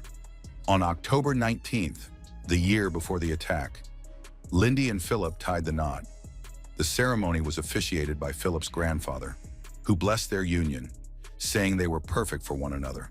Philip worked part-time as an agent at a car rental company while studying art at Millersville State College. It appeared he was inspired by his parents. His mother owned an art gallery and was deeply passionate about art. Lindy is just 2 months away from turning 20 and has recently begun to embrace adult life as a married woman. Philip and Lindy were happily living together in their small one-bedroom apartment. However, Lindy felt uneasy being home alone. She never felt safe since they moved in. She constantly sensed that someone was watching her through the sliding glass door, though she couldn't pinpoint anyone specific. Overall, she was simply afraid to be alone in the apartment. In January, they planned to move to a new place in Manor Township. In the evenings, Lindy got home from work a couple of hours before her husband. She would lock the doors and turn on all the lights, carefully listening to every noise. During the investigation of the crime scene, the police found that Lindy had been stabbed 19 times. The attack involved 2 different knives. One knife, which the attacker had brought, was never found, while the other knife came from Lindy's kitchen. This kitchen knife was still in her neck when her aunt discovered her. Lindy's body showed 11 stab wounds to her chest and upper abdomen, 5 to her back, and 3 to her neck. One of the stabs had pierced the carotid artery, causing her to bleed to death. Experts noted that Lindy had defensive wounds on her hands, suggesting she fought fiercely for her life until the very end.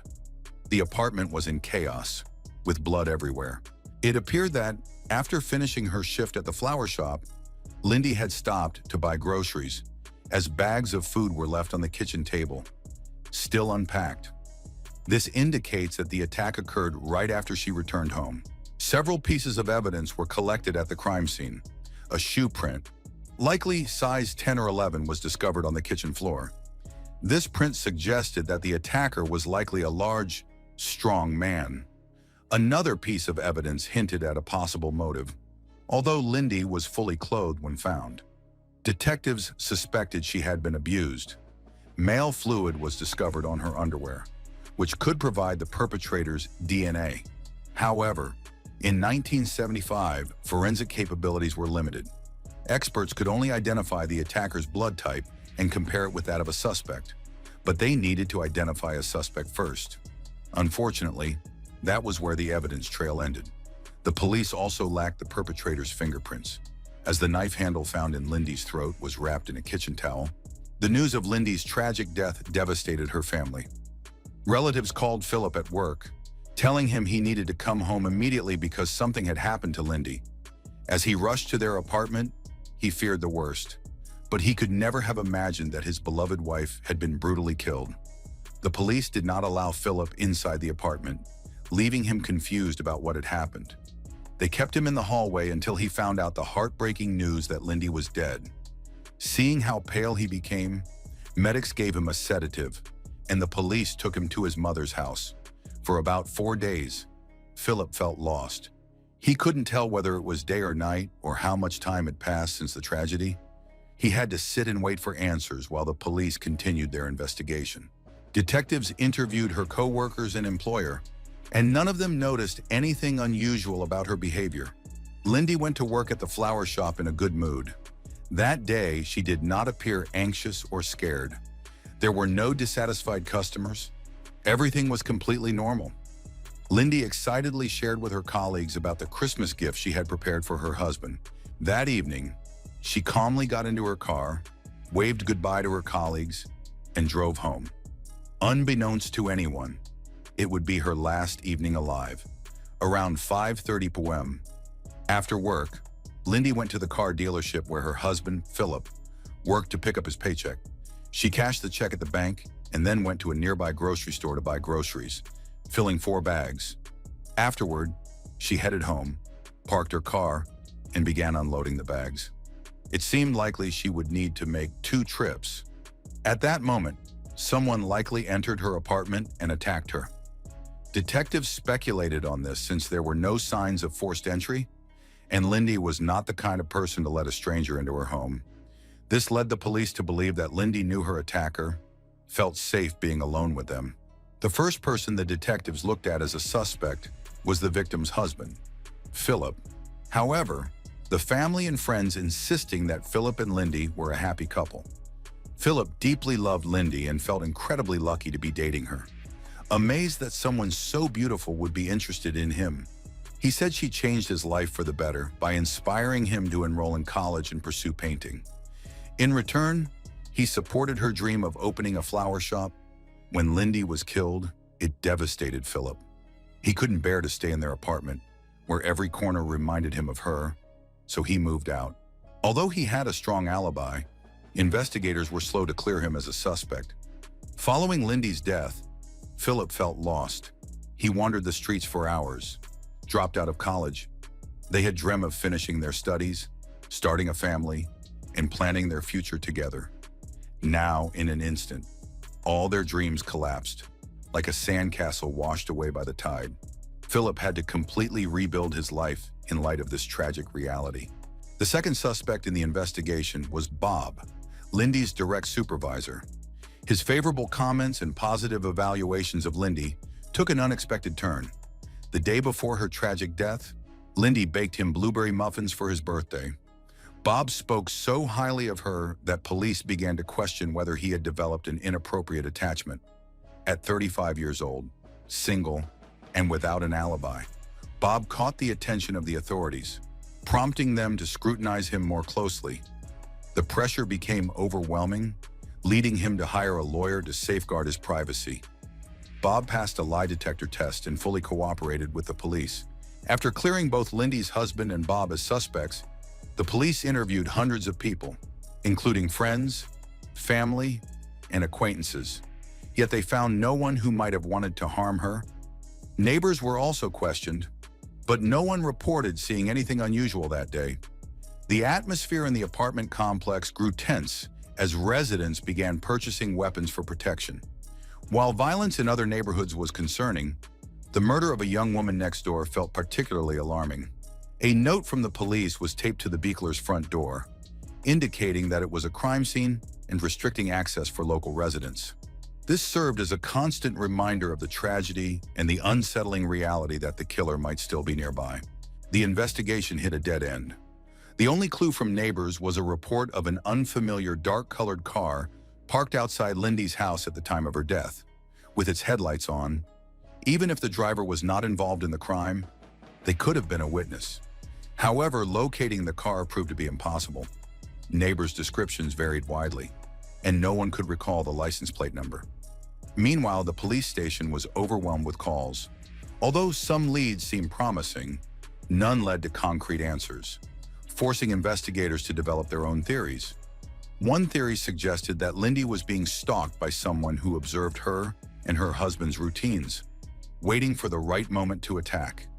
It's possible the intruder entered the apartment while Lindy was unloading groceries, or that it was a burglar who planned to steal valuables, but panicked and assaulted her with a knife when she unexpectedly returned. However, the burglary theory was weak because Lindy's purse, containing her jewelry, was still in the apartment. Additionally, the nature of the abuse assault did not align with typical burglar behavior.